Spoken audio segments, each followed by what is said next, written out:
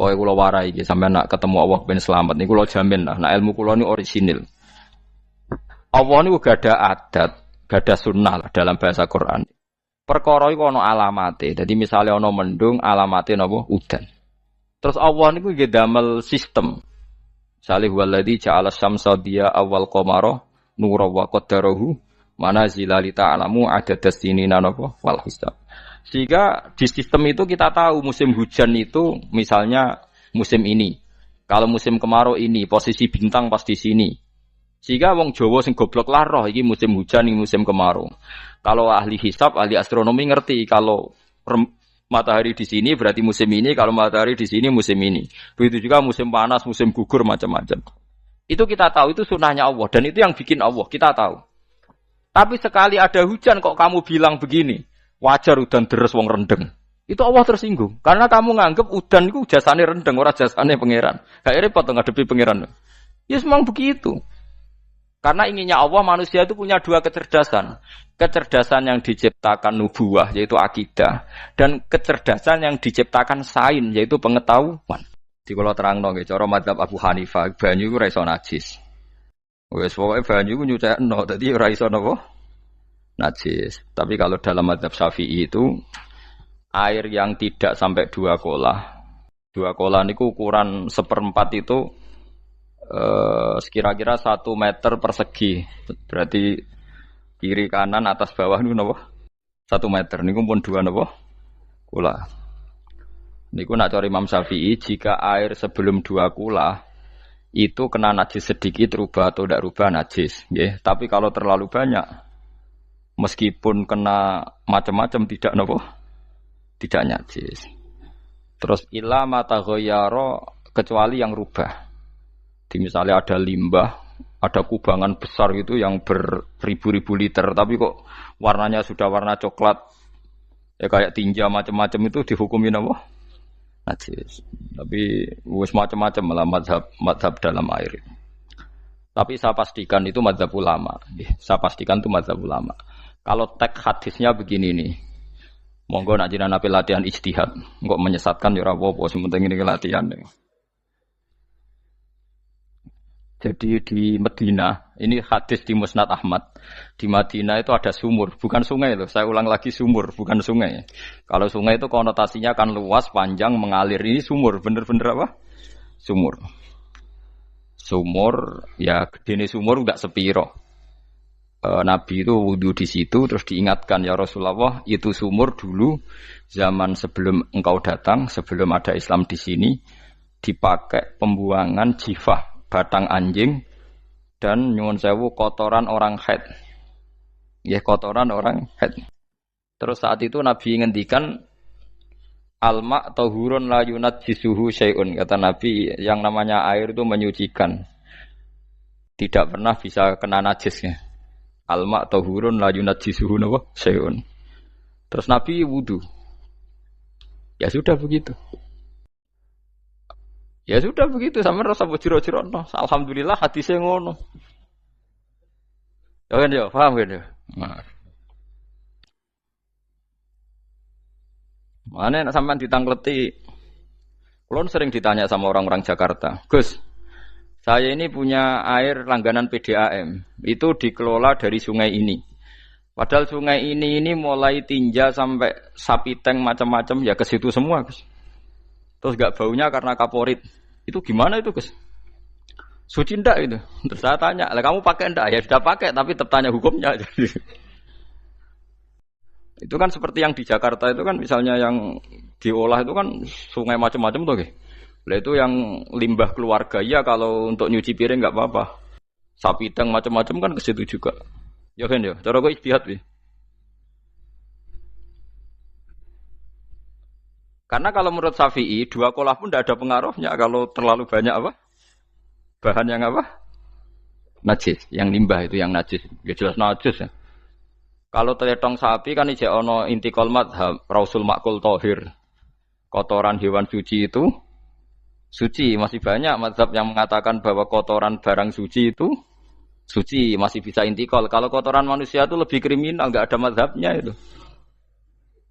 Jadi kotorane wedhus iku ana ulama sing darani suci, tapi nek kotorane ruhin gak ono. Nah, itu kan repot. Makanya kata sebagian ahli hadis, sebaiknya hadis itu tidak usah diijtihadi, pokoknya Nabi ngendikan begitu gitu. Ya sudah orang terus ya sudah begitu. Paham gitu terus seperti di sini misalnya yang di sini Gajah Wong itu kan atasannya sana mulai kali Code kan wong macam-macam. Mulai wong buang kotor air besar, air kecil kan lewat semua. Macam-macam. Makanya masalah air itu pokoknya sifatnya air itu ma'an tahura, sifatnya air itu mensucikan. Mensucikan itu dua dalam mazhab Syafi'i itu. Air dan tanah. Ya, air dan tanah. Terus sama Abu Hanifah ditambah satu. Ini kalau sampean coba tidak apa-apa, api. Makanya kalau ada boto, coroknya apa Mus? Boto ya. Boto bangunan apa? Boto. Itu kan kebanyakan kan kadang kan tipak buahan pletong itu kan ya. Terus dipakai boto. Dicampur-campur, diulet-ulet. Terus jadi apa? Boto. Cara mazhab Syafi'i tetap najis, dipakai masjid tidak bisa karena sebagian bahannya dari apa? Najis.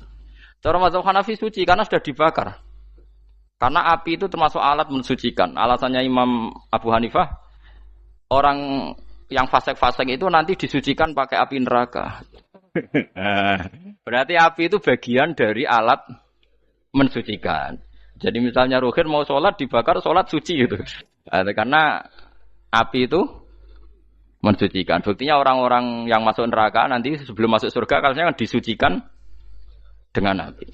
Mana ada di neraka disucikan pakai air? Artinya kalau ada batu bata itu yang dipakai dari najis ya kemudian dibakar, itu berarti cara mazhab Hanafi suci. Alhamdulillah tuh. Jadi kita bikin masjid nyaman karena bahannya dianggap apa? Suci. Lewat apa? Lewat apa? Api tadi dia dibakar. Tapi yang ngeri ya. Nggih. Ben sampean ngerti mazhab gitu. Terus saya memang tak niati setiap saya ngaji entah 1-2 tak sisipkan hukum fikih karena fikih ini yang kita alami keseharian. Nggih, fikih ini yang kita alami napa? Keseharian.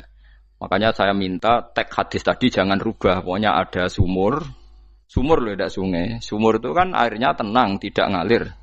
Nyatanya Rasulullah sudah dilapuri. Ini batang-batang anjing dan bekas orang-orang haid, kotoran haid itu dibuang di situ ya Rasulullah. Terus Nabi menjawab, alma la yunajjis alma utahurun la yunajjisuhu syai'un. Terus orang-orang Syafi'iyah mentahmilkan dalam bahasa ijtihad itu dianggap itu mungkin sumurnya terlalu besar dan airnya terlalu apa? Banyak sehingga kotoran-kotoran itu tidak merubah warna. Tapi kata yang lain-lain masa yang benar aja gitu, masa banyu diam dimasuki kotoran gitu tidak apa? Rubah. Nah itu ya itulah ijtihad. Ijtihad itu ya. Ijtihad itu guyonannya kan gitu. Pendapat saya benar mungkin salah, pendapat Anda salah mungkin apa? Benar. Karena ya sama-sama mirip-mirip itu untuk menganalisis itu. Yang jelas Allah mensifati air itu ma'an tahura, bahwa air itu punya sifat dasar mensucikan. Kaya nek cara kula niku asal tidak terlalu ketok najis ngoten niku. Kaya pad PDAM ngoten niku. Enggak gak ambu taek terus gak ambu apa nek suci wonten mawon. Dan takoki tapi kan asal usulnya di sana najis gini. Asal usul barang kok repot. Kulo sering dibantai tiang-tiang sing terlalu napa was-was. Tapi jelas saya tahu sendiri. Sapi teng itu ngalir ke sungai gini-gini saya tahu sendiri. Tak jawab, saya juga tahu sendiri dari langit itu langsung air turun. Jadi artinya kalau dia melihat sisi najis ke sapi teng, kamu melihat sisi dari gunung Merapi dari langit kan langsung turun. Jadi kalau eling najis ya, tak eling suci ini kan saya gitu. Dia ngilingi yang sisi najisnya dari apa? Limbah apa? Keluarga. Wa anzalna minas sama'i ma'an tahura. Air itu mensucikan. Nah, terus kedua masalah fikih yang saya jelaskan di sini, tahur itu sifat mubalaghah dalam madhab selain Syafi'i. Saya ulang lagi ya. Kula warai lugat ke. Kalau orang biasa terima kasih disebut syakir, disebut apa? Syakir. Kalau terlalu banyak terima kasih disebut apa? Syakur. Kalau kadang memaafkan disebut ghafir, orang yang memaafkan. Kalau sering memaafkan disebut ghafur. Jadi dalam disiplin lughat, kalau wazan fa'ul itu berarti menunjukkan terulang-ulang. Paham nggih Fuad? Apa? Terulang-ulang. Sehingga mazhab selain Syafi'i mengatakan air satu ciduk kan ya. Dipakai wudu, setelah itu mustakmalnya dipakai lagi boleh. Mustakmalnya dipakai lagi boleh. Alasannya fa'ul itu mubalaghah gitu loh. Jadi sesuatu yang terulang. Paham ya? Saya ulang lagi ya. Tohur itu kan wazannya fa'ulan. Tohuran berarti wazannya fa'ulan. Fa'ulan itu berarti ikut wazan mubalaghah. Kalau ghafir mengampuni, kalau ghafur sering mengampuni. Syakir terima kasih. Kalau syakur sering terima kasih. Berarti kalau tohir suci, kalau tohur sering mensucikan. Nah, makanya selain Syafi'i mengatakan air asal suci mensucikan dipakai berkali-kali tetap suci mensucikan. Artinya ada mustakmal, ya, ada apa? Tapi kalau dalam mazhab kita kan sekali bekas wudu mustakmal, bekas junub mustakmal karena sudah pernah dipakai sesuci. Nah itu mazhab kita.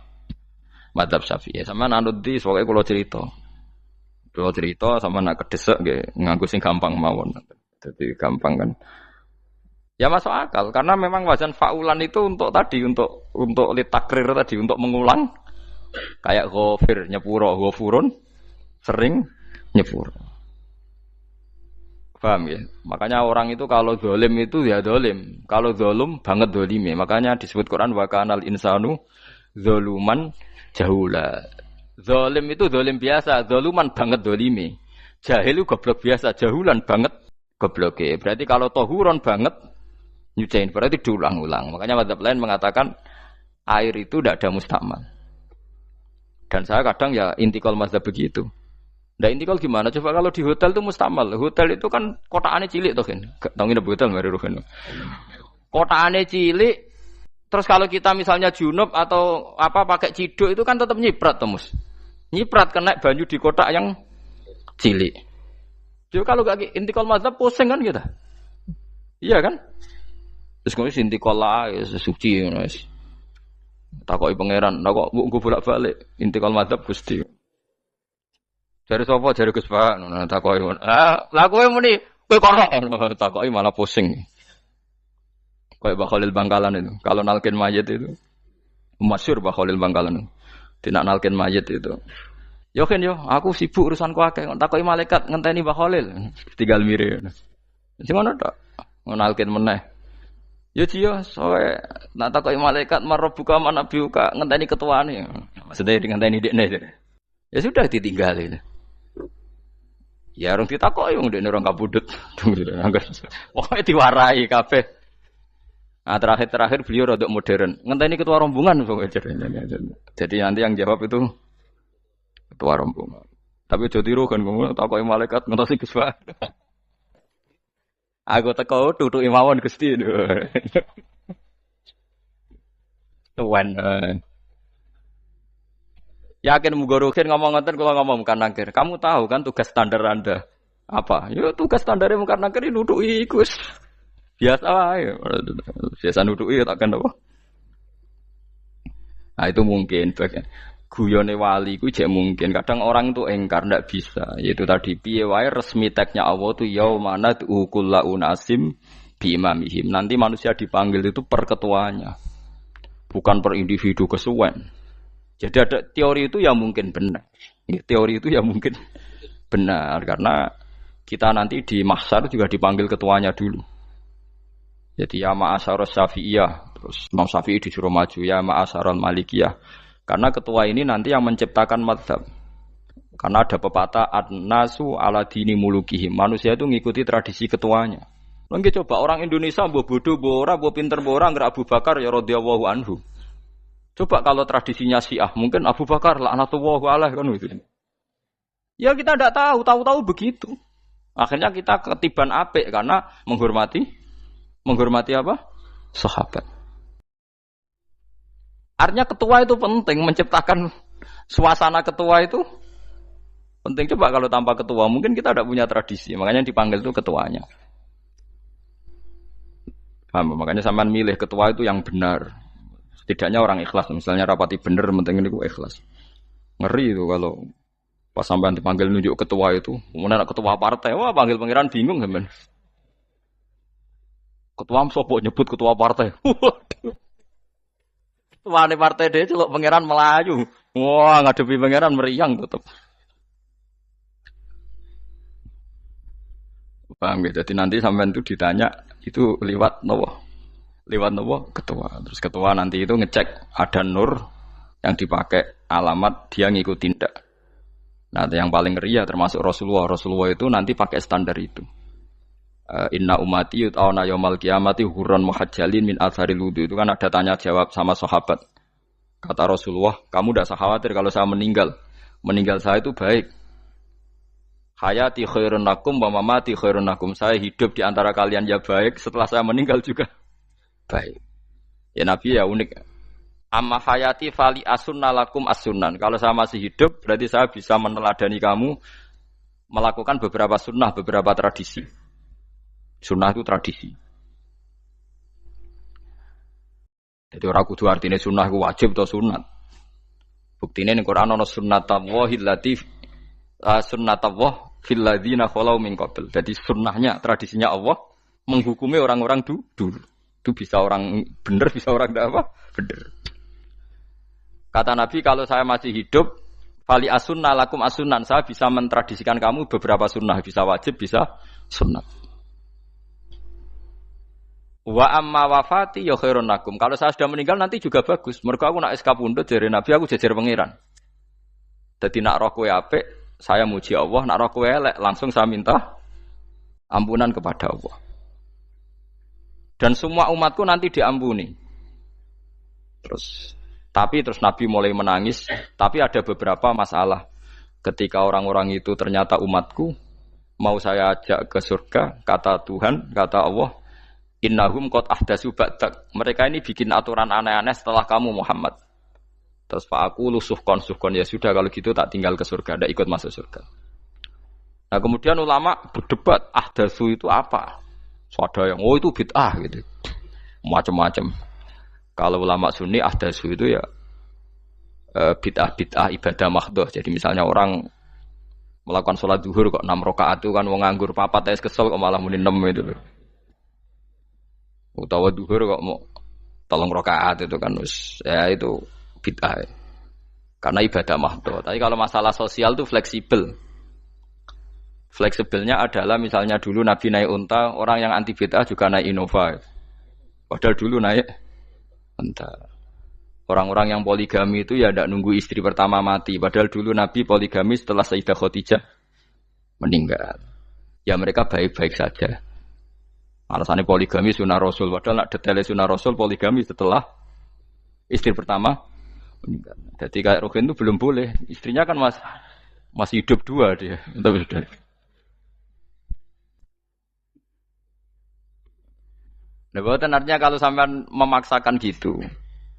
Sampean kalau enggak percaya saya bacakan ayat. Wal khailah wal bihola wal hamira litarkabuha wazina. Kamu bisa naik kuda, naik unta, naik himar. Setelah kamu naik dan kamu tenang di atas punggungnya, litastawu ala zuhuri tsumma tazkuru ni'mata rabbikum idza stawaitum 'alaihi wa taqulu subhanalladzi sakhkhara lana hadza ma kunna lahu mukrin.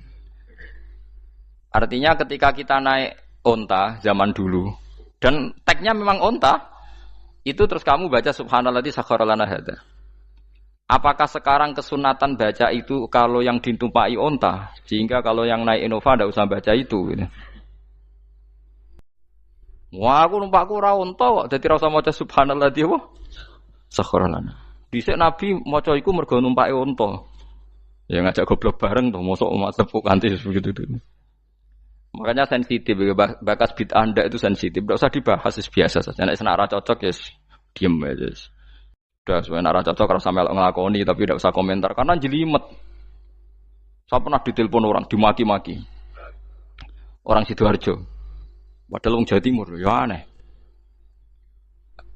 Kan ada orang matur Rasulullah namanya Abdullah bin Amr.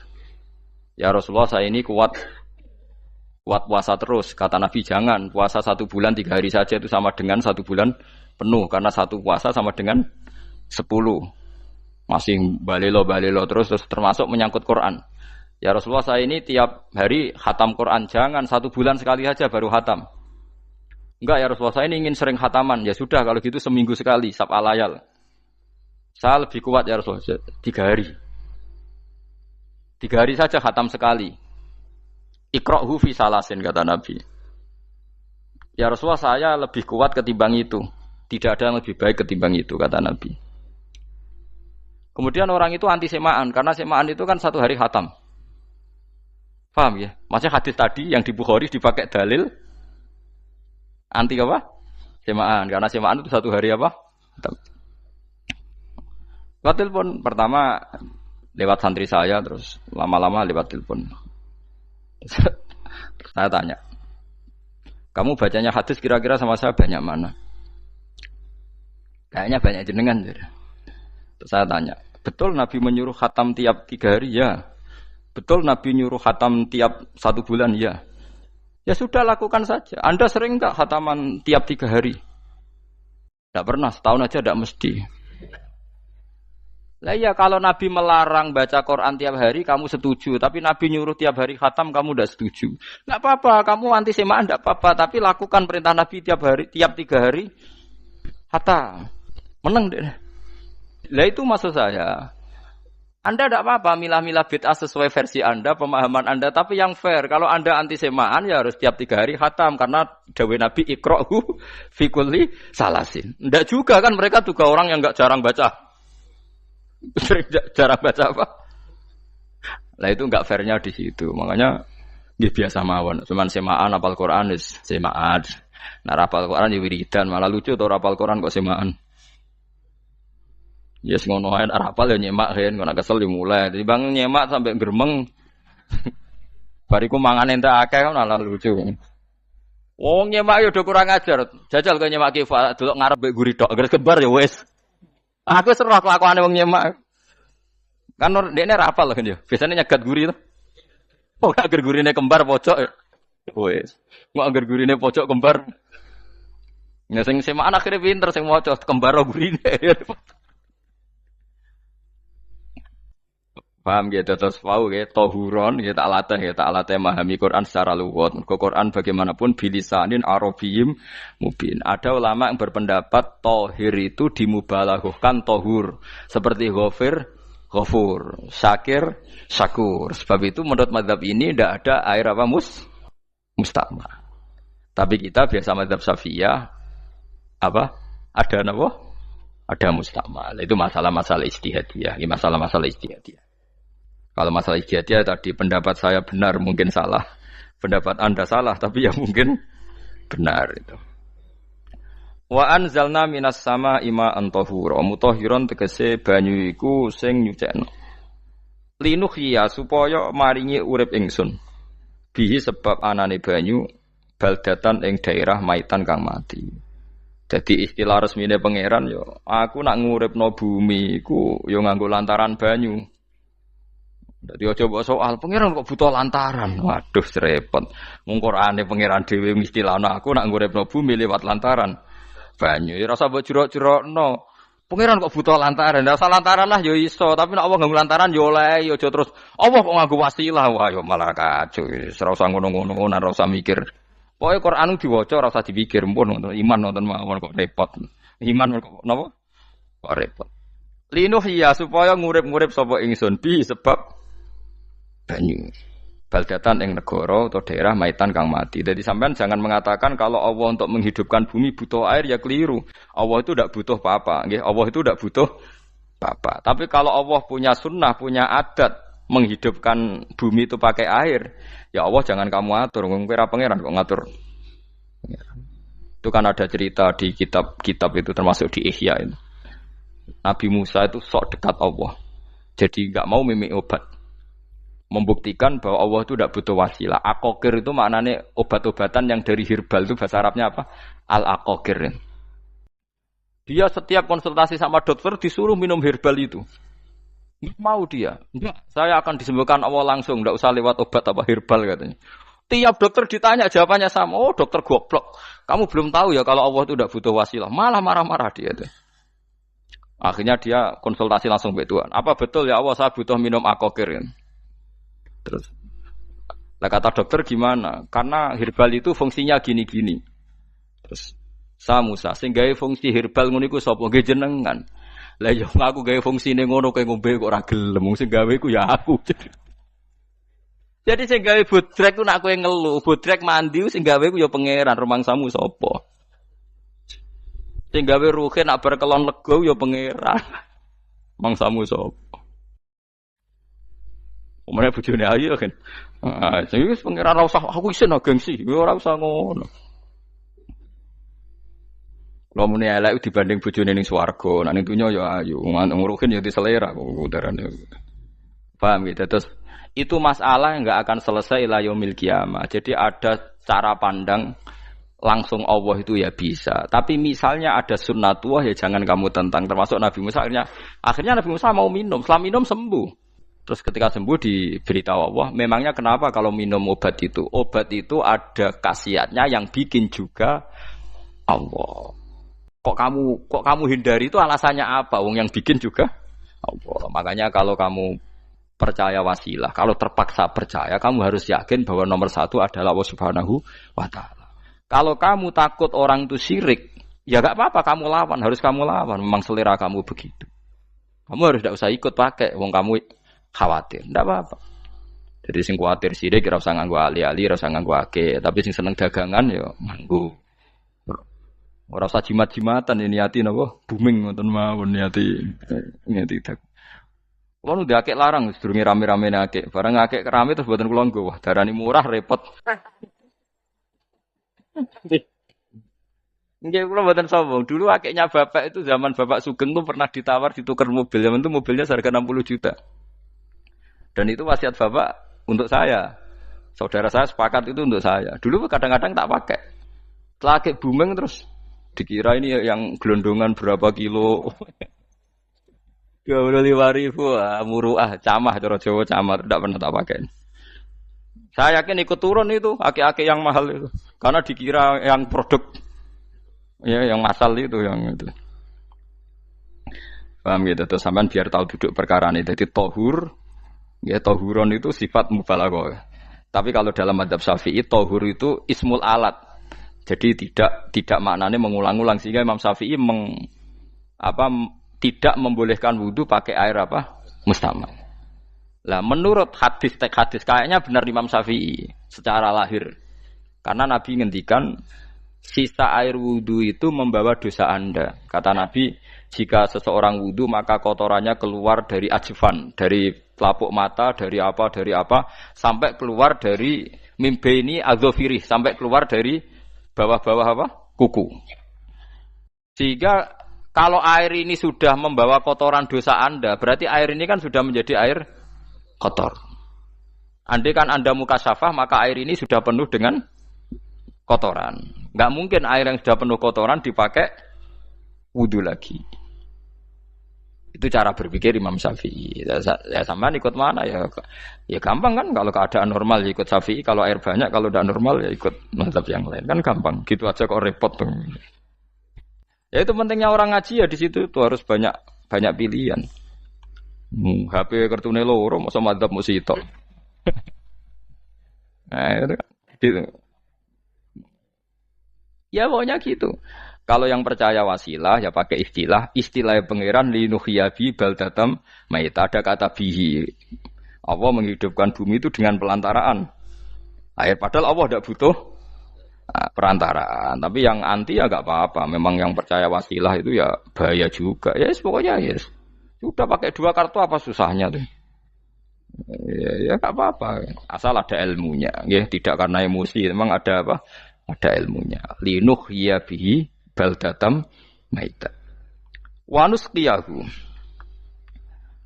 Lan nyirami ingsun yastawi podo baldatam maita bitakhfif lan takhfif maita maksudnya buatan mayita tapi napa maita yastawi podo fi ing dalam dawa maita napa al mudzakkar muannas lan muannas zakkarahu mudzakkarna sapa Allah taala hu ing dawa maitan bi tibaril makani kelawan diitung tempat. Maksudnya maitan. Wanus kiyahu meniku masalah nahwu. Lan nyiramno ingsun hu ing banyu ilma ategese banyu mimma sing perkara kholakna kang wis gawe ingsun. Ingsun gawe siraman an aman ing pira-pira raja kaya kewan. Ibilan tegese unta wa bakaronan sapi wa hunamanan wedhus. Wa anasiya lan pira-pira manusa kasiron kang akeh. Iki unike Quran, kadang kewan mbek manusa iku dibakas dhisik kewane. Engko nek ndelok dosa mbek ora ya apik kewan. Tapi nek ndelok diakal mbek ora ya apik manusa, tapi nek didelok manusa mbek kewan iku dosa ndi? Dosa manusa. Mulane nek salat istisqa iku kesunatane gawa kewan. Lho nggih tenan mboten guyon, sampean delok kabeh kitab fikih, nek salat istisqa kesunatane iku wong kon gawa apa? Kewan. Tapi aja kethek lho ya. Contohnya ngono iku ya kaya wedhus sapi, ngotos koyo kethek ula bulus wah, malaikate bingung wah. Ajete kewan tapi aja bulus kethek ula. Mulane teng daerah mriku, teng daerah Sarang nate kekeringan. Bareng kekeringan tiang salat istisqa ono sing go sapi, go wedhus. Delalah bar salat istisqa iku udan. Tapi kula seneng mbek kiai ini. Pas udan kiai ini ngendikan itu. Kowe aja GR nak udane krana kuwi ya krana sapi mbek wedhus iki. Mergo ora duwe dosa, mergo ora duwe dosa. Lah ya itu agama. Agama itu kita ta'abudi. Wong kita jare makhluk paling terhormat. Tapi nyatane nak istisqa butuh bantuan kewan. Itu kesunatan istisqa ngoten to. Tem mriki ngoten mboten. Do nuntun wedhus to. Napa? Mboten sing tek teng kitab-kitab Pak Sami to. Kan go kewan kan? Ya, tapi ya soal kewan mau iso mbayakno. Wah, lah nek wong pasar ngasem mbok gowo mulai ular kobra macam-macam ya, malah repot. Ndak ini menunjukkan nggih, karena manusia iku akeh dosane. Mulane jemben teng ora-ora mahsyar iku manusa ora kepengin apa kewan ora kepengin dadi manusa, tapi manusa kepengin dadi kewan. Makanya nanti ketika ngadepi hisab gak kuat wa yaqulul kafiru ya laitani kuntu napa turaba. Maksudnya kuntu turaba ya Allah saya jadikan kewan sing di akhir segalanya didhawuhi Allah kuni turaban. Kamu sekarang cukup jadi turab. Intine manusa sampeyan teng ora-ora masaru bayangno kaya kewan sing akhir hayate mau didadekno napa lemah. Nah, kadang-kadang manusa itu dalam siklus ini apik kewan malah didhisikno mimma khalaqna napa an-aman riyen ya. Kalau dilihat dari dosa ndaknya, kalau dilihat dari manusia makhluk terhormat macam-macam ya apik manusa. Wa anasiya lan pira-pira manusa kasiron kang akeh. Jamu insan ente lafat anasi jamu lafat insan. Wa suhute asline lafat insan iku anasinu. Fa udilat moko digendi apa anunun digendi ya aning ya. Wa timat lan dene sopno fiha ing dalem ya apa enggang dalem ya apa al ya ya. Maksudnya ya sing sangka nun diidghamno be ya asli. Au jamu insin di jamu lafat insin. Walaqad tasarrafna lan teman-teman molak-malik ingsun to mutar-muter ingsun. Hu ing ma'il ma'atik se banyu bainahum antarane wong akeh liat zakaru supaya gelem eling sapa ngakeh. Asluhu ya tadzakaru. Niki kok usum nahwu le utimat ya gamna apa ata fi dzalik ing dalam dal wa fi qiraatin liat kuru bi sukuni dzal wa dhammil kaf. Liat kuru nikmat Allah ing nikmat Allah taala bihi klan ma fa aba mongko moh sapa aksarun nasi sapa akeh manusa. Moh ila kufuron kecuali mungkiri ning nikmat juhudan tegese mungkiri ning nikmat ngingkari ning nikmati maring nikmat haitsu qalu sekirane ngucap sapa ngakeh mutirna bina ikada mutirna den kei udan kita bina ikada sebab posisi perbintangan iki supaya kula warai iki sampeyan nak ketemu Allah ben selamat niku kula jamin lah nak ilmu kula ni orisinil Allah niku gada adat gada sunnah lah dalam bahasa Quran ini. Perkara iku ana alamate. Dadi misale ana mendung, alamate napa? Udan. Terus Allah niku nggih damel sistem. Misale huwallazi ja'ala syamsa diya awal qamara nura wa qaddarahu manazila li ta'lamu adadas sinina napa wal hisab. Sehingga di sistem itu kita tahu musim hujan itu misalnya musim ini. Kalau musim kemarau ini, posisi bintang pas di sini. Sehingga wong Jawa sing goblok lah roh iki musim hujan, iki musim kemarau. Kalau ahli hisab, ahli astronomi ngerti kalau matahari di sini berarti musim ini, kalau matahari di sini musim ini. Begitu juga musim panas, musim gugur macam-macam. Itu kita tahu, itu sunahnya Allah dan itu yang bikin Allah, kita tahu. Tapi sekali ada hujan kok kamu bilang begini, wajar udan deres wong rendeng. Itu Allah tersinggung karena kamu nganggep udan itu jasane rendeng, ora jasane pangeran. Gak repot to ngadepi pangeran. Ya memang begitu. Karena inginnya Allah manusia itu punya dua kecerdasan. Kecerdasan yang diciptakan nubuwah yaitu akidah dan kecerdasan yang diciptakan sains yaitu pengetahuan. Itu inginnya Allah. Jika menyangkut hisab dan ru'yah yang diperdebatkan oleh Muhammadiyah itu sebetulnya juga masalah sepele. Masalah sepele itu begini. Siapa sih yang mungkiri hisab? Wong hisab itu ya nasib pangeran li ta'lamu adadasinina wal hisab. Siapa sih yang mungkiri ru'yah? Wong ru'yah itu hadisnya sahih. Yasumu li ru'yati wa aftiru li ru'yati. Fa in humma 'alaikum fa akmilu iddata sa'ban salasina yauman. Jika kamu ragu ya ikmal. Ikmal itu menjadi 30 hari. Sekarang sampean saya tanya, ikmal 30 hari itu dari hisab apa ru'yah? Hisab kan namanya ikmal itu pakai saiki wis 29, nak kepen ikmal 30. Lho ikmal itu ru'yah ta hisab? Hisab. Jadi apa susahnya sih pakai dua ilmu itu? Tapi sekarang jadi politik identitas. Pokoknya kalau ru'yah itu NU, kalau hisab itu Muhammadiyah. Terus dijak goblok bareng kan gitu ya. Mulane susah jadi ulama itu. Mergo dijak goblok nih. Ya sama seperti kunut ndak kunut. Saya Muhammadiyah itu lahir tahun 1912, NU 1926. Orang tahu semua sebelum itu zaman Madzhabul Arba'ah Abu Hanifah itu ndak kunut. Imam Syafi'i kunut. Terus kamu bilang Syafi'i NU, Abu Hanifah Muhammadiyah. Memangnya Imam Syafi'i tahu Rois Am? Jadi kita yang ulama itu biasa saja karena melihat Imam Syafi'i itu kunut, Abu Hanifah tidak kunut. Tahu-tahu sekarang jadi politik identitas kalau kunut itu NU, tidak kunut Muhammadiyah. Memangnya Imam Syafi'i tahu dadi Rois Am ning PBNU sing liwat ahwa kan mboten ate. Jadi kalau ulama itu lebih sederhana cara berpikir. Ya sudah, hisab itu ya ilmunya Allah, ruya ya ilmunya Allah. Jadi misalnya dagang dihitung, kalau dihitung itu rasional berarti sain. Kalau tidak dihitung kok berarti jenenge kejutan ya enggak, kita pernah ngalami kita pernah ngalami dua-duanya kan. Dihitung ya pernah laba, kejutan ya pernah.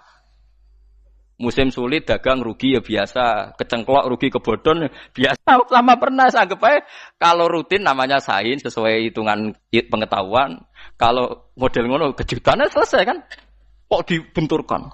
Kejutan sama rutin itu absolut mana? Akurat mana? Ya ngajak goblok bareng.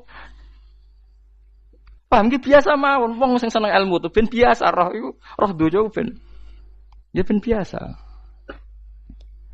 Nah sekarang itu usum, anti ilmu itu usum. Yang usum sekarang itu politik nopo identitas. Kalau batik wong Yogyakarta, wah batik nasional berarti wong batik wong Indonesia, anak batik ra wong Indonesia. Jadi batik nopo pakaian nopo nasional. Ya wong golek hadis nganti ngelu kesunatan ibadah nggo klambi putih. Ora ana kesunatan ibadah nggo klambi nopo? Batik. Tapi nak kowe wong alim ben diarani klambi putih gak wajib, kudu kadang-kadang nganggo batik, nggo nunjukno nak nganggo putih iku. Saya tuh seingat saya belum pernah ngaji gak pakai baju putih. Karena pikiranku sederhana sering ditanya, "Gus kowe wong alim ora tau joban." Nak joban koyo wong Arab. Nak batik kesane kok ora sunah Rasul seneng putih, setengah-tengah nganggo hem putih wis sunah Rasul tapi tetep Indonesia. Wis tak pikir nonton. Lah kan ora mikir nganggo batik. Tapi itu tadi, saya masih husnudzon. Jika jadi tren, nganggo klambi hem putih dianggap wajib, harus ada yang pakai batik untuk menunjukkan kalau ndak wajib. Lah mungkin dia termasuk begitu melok. Makome dekne iku wis nglurusno. Enggak tahu saya kalau. Oh itu berarti sudah tinggi, kelasnya sudah tinggi. Jadi menurut saya tengah-tengah ya pakai hem putih kalau sholat. Tengah-tengahnya adalah nak jubah terlalu Arab. Nak batik be Nabi ngendikan kesunatane ibadah itu pakai putih. Nganggo mori kok mati ya sudah sudah tengah-tengah. Menurut saya, sama ndak harus ikut saya. Tapi jika itu dianggap wajib, kadang-kadang jangan pakai putih. Seperti Jabir bin Abdullah itu terang-terangan sama tak ceritani. Dulu ketika Jabir bin Abdullah sahabat yang terkenal itu Jabir itu termasuk minas sabiqin al-awwalin itu. Jabir itu sholat di masjid itu bajunya dicopot. Terus sarongan itu dicancang di gulu. Kayak wong kuno-kuno. Sarongan sitok dicancang di gulu. Bawa baju diletakkan di sokol masjid. Setelah itu orang tabiin melihat dia secara sinis. Tabiin itu generasi setelah sahabat. Marah-marah ketika dimaki, masa engkau sahabatnya Nabi sholat bisa bin Wahid pakai baju satu ditancang bisa. Jabir mulai cerita. Kamu jangan bilang pakai serban itu sunat, kamu jangan bilang pakai jubah sunat. Bagaimanapun menjadi sunat karena kamu punya. Sehingga kamu bilang sunat karena kamu punya. Dulu kita zaman Rasulullah masih hidup, kita semua itu tidak punya baju, punyanya satu. Hingga Nabi tidak berani mensunatkan pakai baju dua, kesunatan serban, karena kita hanya punya pakai baju satu. Kita harus mikir bagaimanapun di antara kesunatan itu karena kita mampu. Setelah tidak mampu, tidak ada sunat. Terus Jabir mulai marah-marah, termasuk yang diceritakan. Kalau kamu bungkus orang mati gimana? Ya tak bungkus utuh sampai sikil bedasi raketok. Ya kan ya, nah ini yang mati dibungkus sempurna tuh. Nanti kok pepes itu ya dibungkus. Terus bariku lagi dibuka raine ya. Ya mus. Sing mudin-mudin rai ya. Terus Jabir cerita. Cara kowe wajib ta ora jare Jabir? Nggih wajib. Ya wajib mergo iso. Terus dia cerita, dulu Sayyid Hamzah, dulu bapak saya Abdullah Jabir bin Abdullah. Itu saking enggak adanya baju. Itu nak ditutup sirahe mbek sarong, mboten kafan. Iku ketok sikile. Nak ditutup sikile ketok sirah. Akhirnya do matur Kanjeng Nabi kon nutupi sirah waj'al ala rijlihi sayan min izkhirin. Akhirnya sing sikile ditutup suket. Saking gak anane baju. Kowe saiki Islam wis jaya kecangkeman sithik-sithik muni sunat wis dimaki-maki mbek Jabir. Wis meneng ngejar.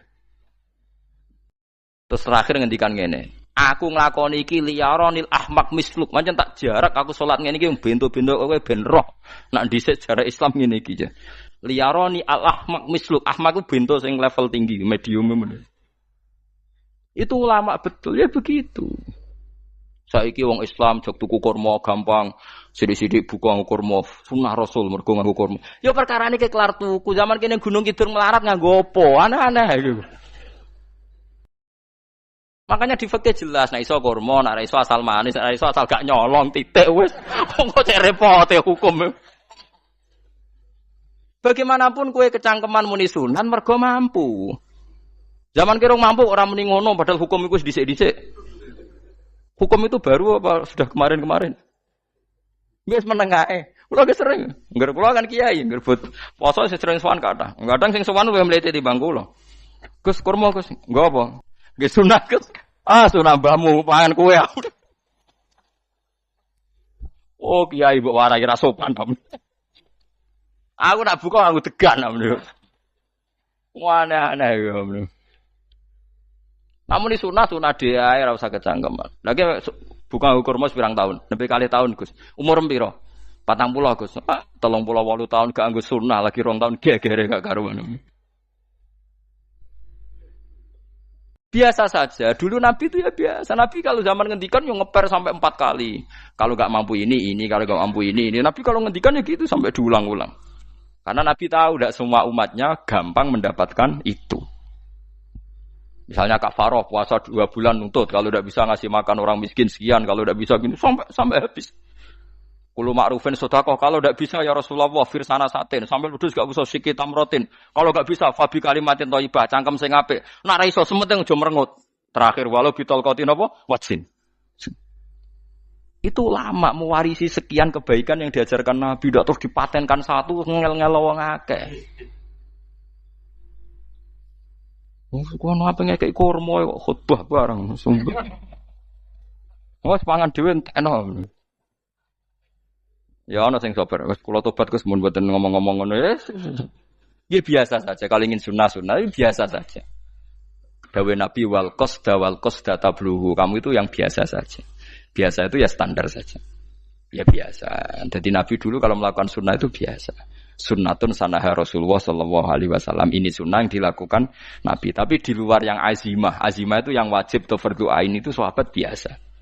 Karena bagaimanapun kita bisa begini karena mampu. Seperti Jabir tadi. Orang bisa sholat pakai serban, pakai jubah karena mampu. Zaman Nabi awal Islam. Sama lihat Bilal. Ada nak belodor gitu tuh. Sama lihat film Umar atau film-film Bilal. Itu memang nyata dulu itu la yajidu ahaduna illa thawban wahidan. Tidak ada yang kecuali punya baju apa? Sama dulu film-film, mulai versi seneng kitab sampai versi film itu sama. Bilal nak adzan ya blodor, ora adzan jeblodor gak sopan. Oh memang ya duwene klambi mok sitok iku. Adlok ceritane Sa'labah, bar salat salam langsung melayu. Berkali-kali yang bersalam melayu. Jebule apa genta kae? Ya Sa'labah bersolat ora witir melayu kenapa? Saya takoki ya Rasulullah, takoki Nabi. Sa'labah kata sahabat-sahabat kowe nak salat bar mulai langsung melayu. Ya Rasulullah, kami kula namung setunggal, istri saya di rumah aja utuh. Iku saking enggak adanya baju. Nah, saiki nang sunatno kon. Ya begitu. Makanya ketika Sayyidina Umar idza ausa Allah fa ausiu. Nanti kalau sudah jembar ya jembar. Nak lagi ruwet ya ruwet. Ya sudah biasa saja. Paham ya? Jadi kalau suwun misalnya malah yudroku kulu, la yudroku nopo kulu. Kalau tidak bisa semua jangan sama sekali. Jadi misalnya kita tidak bisa jubahan, tidak bisa serbanan mergo wong Arab. Supaya saya ndak keriting jubahan kok tonggo ya guyu. Paham ya? Wah aneh ngono. Kemudian nek ora kaji kok jubahan malah digugat wong akeh. Ya sudah pakai hem putih saja. Yang penting dua semangat sunnah putihnya misalnya. Ya tengah-tengah gitu. Tapi kalau kira-kira dianggap wajib ya kan ganti badik kayak Ruhin itu. Itu makomnya sudah itu tadi. Sudah tinggi sekali. Ya Nabi itu kan misalnya Nabi nyifati rambut yang baik itu yang lurus ngombak gitu. Sifatnya Dajjal itu keriting. Tapi yang keriting ya enggak apa-apa. Bukan berarti wah keriting mirip Dajjal ya enggak gitu. Ya itu kan Allah menunjukkan kekuasaan. Nanti kalau Allah bikin lurus semua dikira enggak mampu bikin yang keriting. Ya sudah dibikinlah yang keriting. Ya sudah gitu biasa saja buatan berlebihan. Paham gitu. Jadi Nabi itu kalau ngendikan seingat saya ini hafal banyak hadis. Kalau ngendikan tuh sampai berkali-kali. Itu tadi mulai kalau sedekah pakai ini, kalau ndak mau sampai mulai firsana satin sambil wedhus ijek larang walau bisi kita mro separone kurma masih kadang ndak mampu fabi kalimatin thayyibah enggak mampu lagi ya soalnya tasaddaku walau bitol qati wajin sedekahlah meskipun dengan ceria. Itu sirinya kenapa saya ngaji guyon karena paling ndak ceria itu happy. Coba kalau saya ngaji merengut meneng terus ketok nyesal terus sing ngaji kan mikir Gus bak kurang apa kita ngaji ku ono sing kurang. Oh, terus yang keduanya nafsir wah paling kurang sangune. Wah jadi repot. Mulane kula ngeten wis tak pikir, mang sampura tak pikir. Guyon kula mek sampean nangis mbon ndi ganjaran akeh ndi. Mergo guyon kula bi ilmen nangis sampean mikir utang. Jadi terakhir sedekah talqati wajhin, wajah yang ceria, yang happy. Kowe iki happy kan yo seneng, paling gak mikir nasibe kan. Kiai iku happy sebenes. Jajal misalnya kayak dikiai kok rogen sumpeng, mau coku karo kukur, bariku angop, bariku kukur meneh. Kan wong mikir, waya tanggale bayar apa piye kredite? Waduh, apa waya ditarik sepeda motor? Kan orang terus menafsirkan macam-macam. Sing elek sing wong alim mulai nafsiri paling tertipe ra iso. Wah, paling elek. Ya nek wong alim kan ana ukur-ukur mesti nek sing suudon kan paling macane bingung terkipe ngono. Ya macam-macam lah sesuai asumsi napa. Jadi kula suwun sama nak dadi kiai nak ra iso sedekah macamnya terakhir ceria. Mergo Nabi ngendikane terakhir tasaddaku walau bitol qati wajhin. Bersedekahlah meskipun dengan keceriaan napa muka atau wajah. Namun kalau itu Nabi diulang-ulang. Jadi kalau ngendikan tuh diulang-ulang. Sekarang tuh orang mau mendorong sunnah Rasul itu satu. Ya berat bagi yang enggak bisa melakukan itu apa? Yang enggak bisa melakukan itu apa? Berat. Jadi dibacalah hadis itu dibaca utuh. Ya bukan kita apa ya sekolah kepingine kabeh umat Nabi itu happy. Mergo selama itu tidak maksiat berarti anut ajaran Kanjeng Nabi Muhammad sallallahu alaihi wasallam. Ma khuyira Rasulullah baina amrayni ilakhtara aisarohuma malam yakun isman. Rasulullah itu tidak pernah disuruh milih dua hal yang berbeda kecuali milih yang paling gampang. Asal itu tidak barang dosa. Itu hadis muttafaq alaih. Ma khuyira Rasulullah baina amrayni ilakhtara napa aisarohuma malam yakun napa isman. Jadi Nabi itu tidak disuruh milih dua hal, mesti milih yang paling gampang asal tidak nopo dosa. Makanya Nabi kalau ditanya, ya Rasulullah, sampai nanti tawaf pakai unta apa ndak? Kesel ndi? Nggih kesel melaku, ya naik unta saja. Makanya Nabi kalau tawaf dulu pakai apa? Unta. Terus saiki mulane Arab Saudi PG MRT mergo dhisik Nabi unta terus saiki nganggo apa? Kereta lingkar. Sekarang baru diperdebatkan. Cek kurang ajar itu sebenarnya no tamu spesial, misalnya pejabat negara sebenarnya atau tawaf numpak kereta muter. Diarani rasa dhisik Nabi numpak unta, diarani sah cek kurang ajar ning dhuwur. Terus sampai angop-angop terus tawaf. Sampeyan muni sah ta ora ya, jajal. Muni rasa Nabi dhisik tawaf. Ngagem to muni sah kok kurang ajare. Wah, ya misale numpak kereta asenan mbek anggap sithik-sithik sebeng 7. Kurang ajar juga. Saat ini lebih diperdebatkan, tapi ya mbok sing bakas ngono ben ngerti hukum sampean ben ora anak kiai ku bingung ulama yo mikir hukum iku ketok ceria kula sampean ora bingung ora ceria fa aba mongko sapa aksarun nasi sapa akeh manusa mo ila kufuron kecuali ngafirin emate Allah juhudan tegese ingkar nikmati maring nikmat haitsu qalu sekirane ngucap sapa kufar mutir nabi nawi kada mutir nadien kaeringi udan kita binawi kada sebab posisi bintang sing ngene iki. Walau syi'na la ba'atsna fi kulli qaryatin nadhira. Walau syi'na umpama ngersakno ingsun Allah la ba'atsna yektine nugasno ingsun utawa ngutus ingsun fi kulli qaryatin. Ing dalam saben-saben daerah desa nadhiron ing wong sing ngelingno. Umpama Allah ngersakno kabeh desa ya nabi, tapi kok kakek nabi malah repot kan. Yukhawifu kang ngekeki peringatan sapa nabi ahlaha ing penduduk Qaryah. Walakin ba'asnaka tetapi ini ngutus ingsun ka ing sira Muhammad ila ahlil qura maring kabeh penduduk kuliah sekabehane ahlil qura nadhiran khalidati nadhir khalidati nabi liya'zuma supaya gedhe apa ajruka ganjaran sira. Tapi kabeh nabi niku nggih pokoke Allah mampu mawon tiap desa dikai nabi, tapi Allah ndak melakukan itu, cukup nabi sitok terus kabeh iki anut Nabi Muhammad sallallahu alaihi wasallam. Mulane ana guyonan wong Arab wong Jawa apik endi? Apik wong Jawa aja. Wong Arab iku cara obat iku dosis tinggi, mulane dikirimi Nabi. Wong Jawa cukup mudin, cukup kiai wis Islam. Dadi rapati salah lah. Penyakitnya ringan, jadi diobati kiai iku wis dadi iman. Nah wong Arab kudu napa? Nabi. Berarti penyakit berat mbek ringan apik endi? Apik ringan, mulane jare kiai Jawa, kita apik wong Jawa kus mbek wong Arab. Mergo ora butuh napa? Nabi. Berarti dosisnya kan kecil ya, rendah. Sauni-unimu wis. Wong bingung, ngono kok omongane wong napa? Bingung. Lha opo nganalisis ngono barang. Ya wong nganggur iku repot.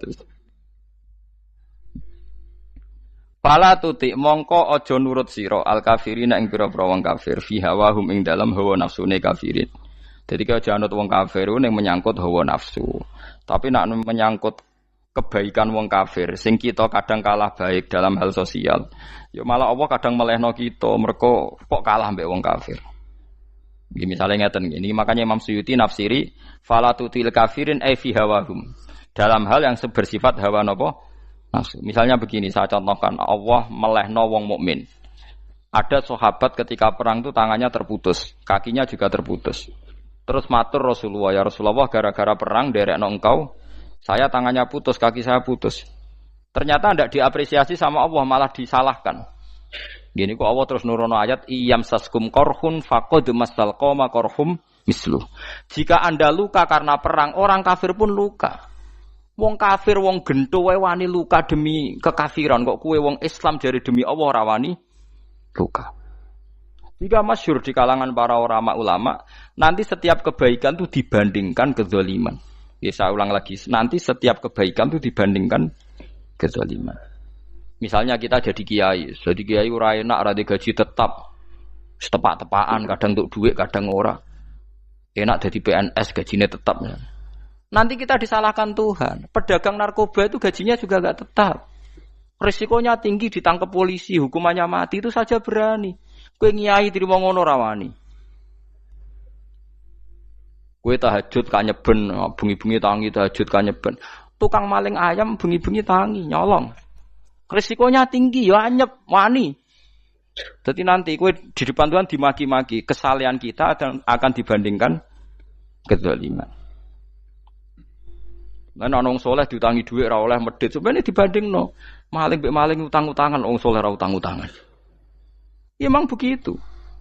Nah itu yang dimaksud ayat intakunu ta'lamuna fa innahum ya'lamuna kama ta'lamun wa tarjuna minallah ma la yarjun. Jika kamu merasa sakit karena berjuang demi agama, orang-orang zalim juga sakit karena kezalimannya. Toh mereka berat.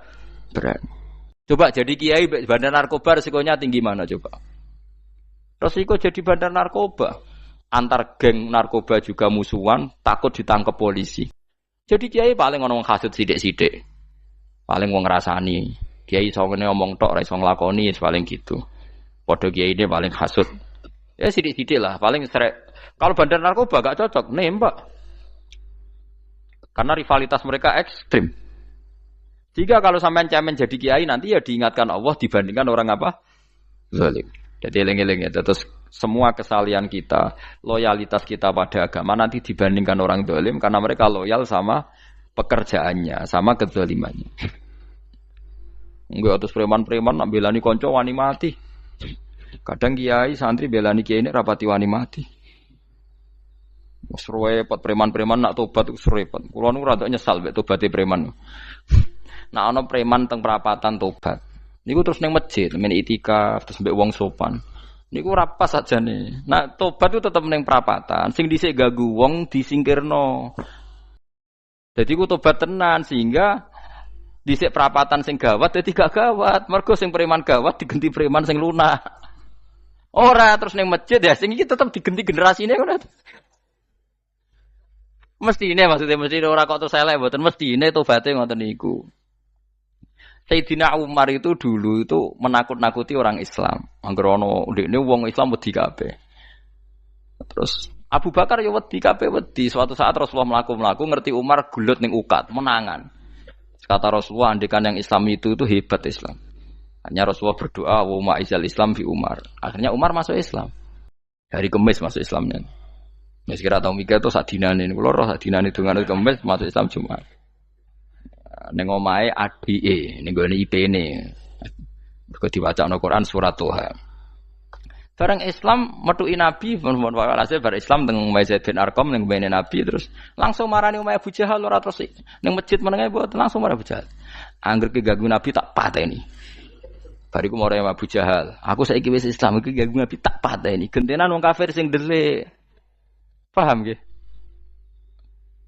Dadi enak maksudnya. Lah misalnya terus Umar dadi sopan santun terus ketemu wong dilo, ketemu Abu Lahab monggo derek akhir. Wah. Artinya gak ada perubahan. Lan Ruhin mantan preman mboten kok tobaté ning kene ora roh. Mboten harus kiai dene. Mestine ngoten. Makanya Wahsy itu yang bunuh Sayyid siapa? Hamzah. Karena dia disuruh Hindun itu istrinya Abi Sufyan itu. Itu setelah membunuh Sayyid Hamzah dan dia Islam. Dan Nabi tidak siap melihat wajah Wahsy. Sumpahnya Wahsy apa? Saya bersumpah akan membunuh orang paling dibenci Rasulullah. Sebagaimana saya pernah membunuh orang paling dicintai Rasulullah. Terus tobatnya dia mateni Musailamah al-Kadzab. Wong sing ngaku Nabi ngarang Quran. Itu tuh sing mateni sinten? Wahsy. Dari Wahsy sebagaimana aku pernah membunuh orang paling dicintai Rasulullah. Tobat saya membunuh orang paling dibenci Rasulullah. Lalu misalnya terus Wahsy tobat, terus sampai nyapu masjid, terus gak duwe selera tarung. Zaman kafir tarungnya tenanan, bareng Islam menyapu masjid. Bariku ngiseni jedinge, terus bareng sejak perang wedi wae repot. Ya niku ide kula tapi ora kudu nglakoni. Nek mau cerita ilmu sampeyan ora kudu nglakoni. Ya tugale wong preman brah-brah. Blojo narkoba entek akeh dilakoni, nggo judi diakoni. Sewengi orang preman itu kalau judi 2 juta 3 juta loh. Bareng tobat ngoboni masjid 10.000. Padahal donyane jek akeh. Mestine tobat yo. Saya zaman judi semalam 3 juta. Sekarang kalau pengajian atau ke masjid semalam 3 juta 100 lah minimal diluwei. Ora malah pas tobat nglebokno amplop masjid yo 10.000, kadang 2.000. Repot-repot. Tapi ya apik tobat, mesti cerita. Tidak begitu, mestinya berbanding. Paham nek sampean takok tobat itu cara ulama nggih ngoten niku berbanding. Mulane riyen Khalid bin Walid itu jadi panglima perang Islam itu saya masih ingat makalahnya Khalid bin Walid, fakama anni aktsartul qatla fi kufri aktsartul qatla fi islami. Dulu ketika saya kafir adalah sangat banyak membunuh orang Islam. Perang Uhud kalah itu karena panglima orang kafir adalah Khalid. Dia cakap sekali dalam mengatur strategi perang. So Khalid itu utek elek kan, pikirannya ala sahabat yang menuso ruhin es kayak wong wedok ambek apa jenenge ghanimah mesti medun. Nah, sahabat ora kabeh kaya aku kan ono kaya kue barang macam-macam. Gunung Uhud itu dhuwure mok sak musolane iki Jamira Gunung Uhud kaya Merapi niku mboten. Nah kaya Merapi amanah ning dhuwur tetep ra kenek, melayang to. Jadi Gunung Uhud itu dhuwure mok sak musolane mbok dhuwur pundi. Wong kula nate mriko bolak-balik kan gak bisa nek urung tahu. Kula kaya wong India dadi melok itikaf teng gunung lho. Uhud. Mbok piye dalile apa ya ora roh. Lah itu Khalid bin Walid pinter, dia ketika kalah itu muter ke belakang terus ghanimah itu dilepas. Ya dulu itu dalam perang dulu tuh ghanimah itu kan perempuan sama apa? Ya sama barang-barang itu. Ketika dilepas itu dianggap sudah mengaku kalah. Ada sahabat yang ruhin itu udah akabir sahabat, ada sahabat papan atas, sahabat yang seperti itulah. Sahabat kebanyakan turun ternyata Khalid itu muter terus naik dari belakang. Pas sahabat turun, dia naik dari apa? Yo penak karek mana iko dhuwur, itu akhirnya kalah. Itu ya gara-gara strategi ini Khalid bin Walid. Nah terus dia bersumpah, saya bersumpah semua kecerdasan saya, semua kecanggihan saya akan saya gunakan untuk membela Islam. Nuklimake itu di perang Tabuk, di perang Yarmuk, di perang Tabuk. Itu di panglimani siapa saja yang ditunjuk Nabi itu kalah. Termasuk Ja'far bin Abi Thalib itu padahal panglima yang ditunjuk Nabi. Usamah ya kalah. Abdullah ya kalah. Semua yang ditunjuk Nabi itu mati semua. Akhirnya panglima diambil siapa? Khalid. Taruh saja gini strateginya. Anggap saja Arab itu padang pasir. Tidak sampean biar tahu bahwa orang soleh yang cerdas itu banyak. Jangan kira soleh itu tidak butuh kecerdasan, butuh.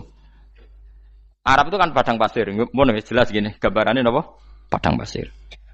Itu kalau perang itu kan taruh saja orang Islam itu 3.000 musuhnya 10.000. Memang kejadiannya gitu, 3.000 musuh 10.000. Itu kan berbanding berapa itu? 30 ya?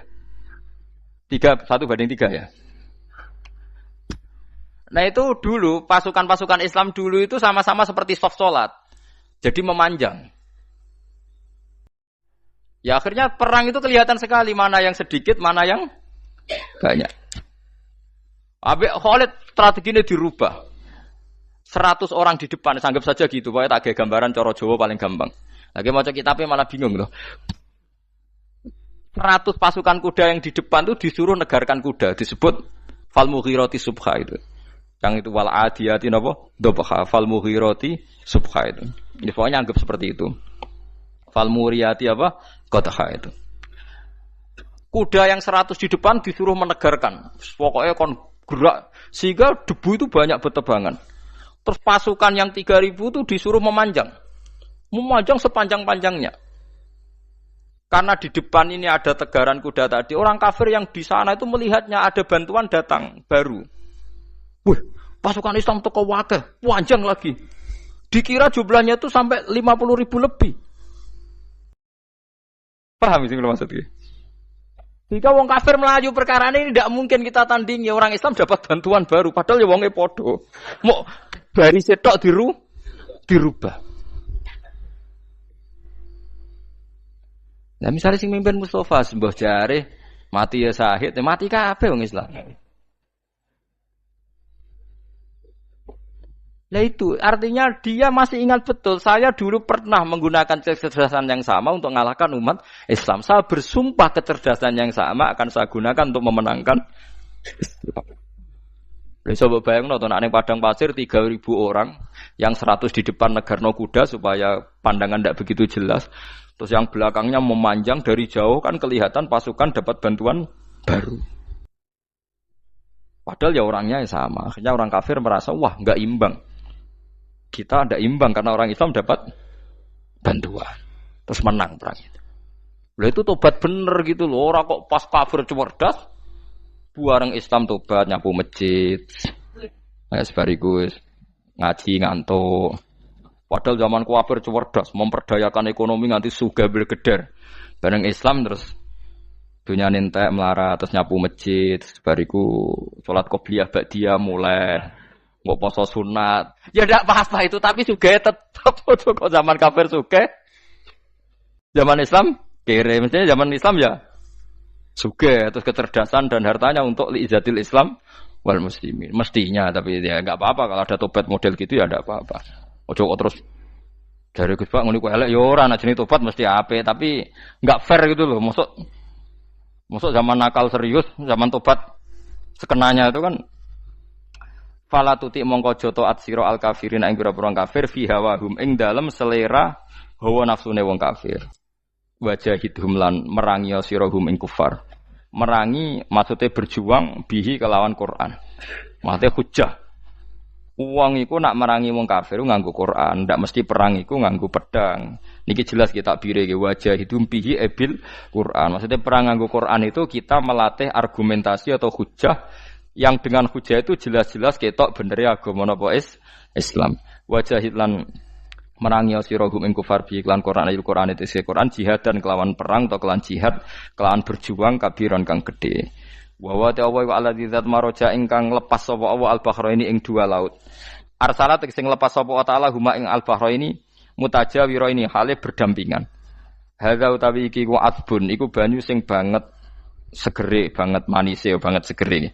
Furatun tur enak diombe sadidul udzubati tekse banget manise. Iki kuno nak manane mudah diminum. Wa hadza utawi iki ku milkhun iku banyu asin ujajun tur banget paite. Syadidul muluhah tegese banget paite. Tapi wasemono sungai sing gampang diminum. Misalnya sungai Komerapi sing napa gampang diminum maksudnya mboten pahit.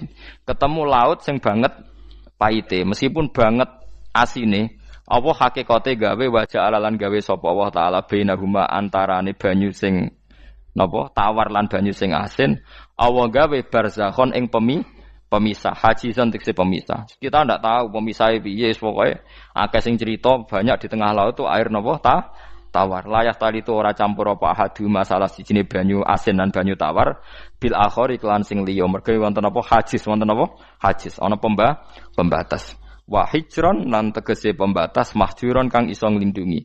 Sitron tegese tutup. Mamnuan kang iso den cegah bi sebab anane sitru. Sebab anane pembatas apa ikhtilatuhuma apa campure banyu asin dan banyu tawar walami wallahi.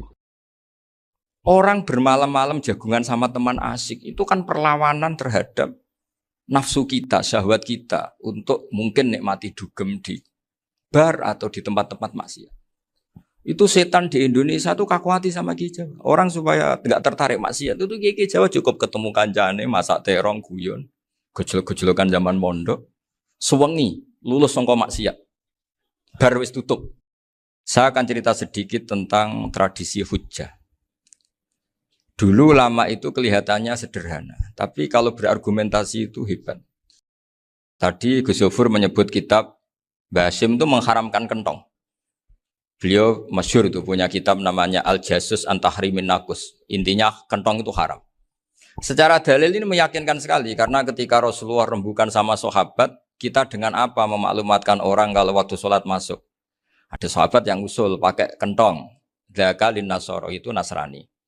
Ya pakai buk itu semacam trompet besar. Dzakalil Yahud. Kemudian ada yang usul kalau gitu api ya Rasulullah dzakalil Majus. Sehingga dari hadis itu Mbah Hashim berpikir kentong itu haram. Tapi Mbah Fakih Mas Kumambang itu mengkritik Mbah Hashim dengan ngarang kitab Hazruus Antahrimin Nakus. Jadi beliau ngomentari kitab itu sambil geleng-geleng kepala. Kitab kok keliru nganti ngono. Itu jadi cara pikirannya siapa Ki Fakih. Kentong di Indonesia itu kanggo wedhus dicolong gitu. Pos kampling gitu. Kalau ada banjiran ya kentong, ada maling ya kentong. Jadi enggak ada persamaan sama sekali dengan kentong yang milik orang apa? Nasrani.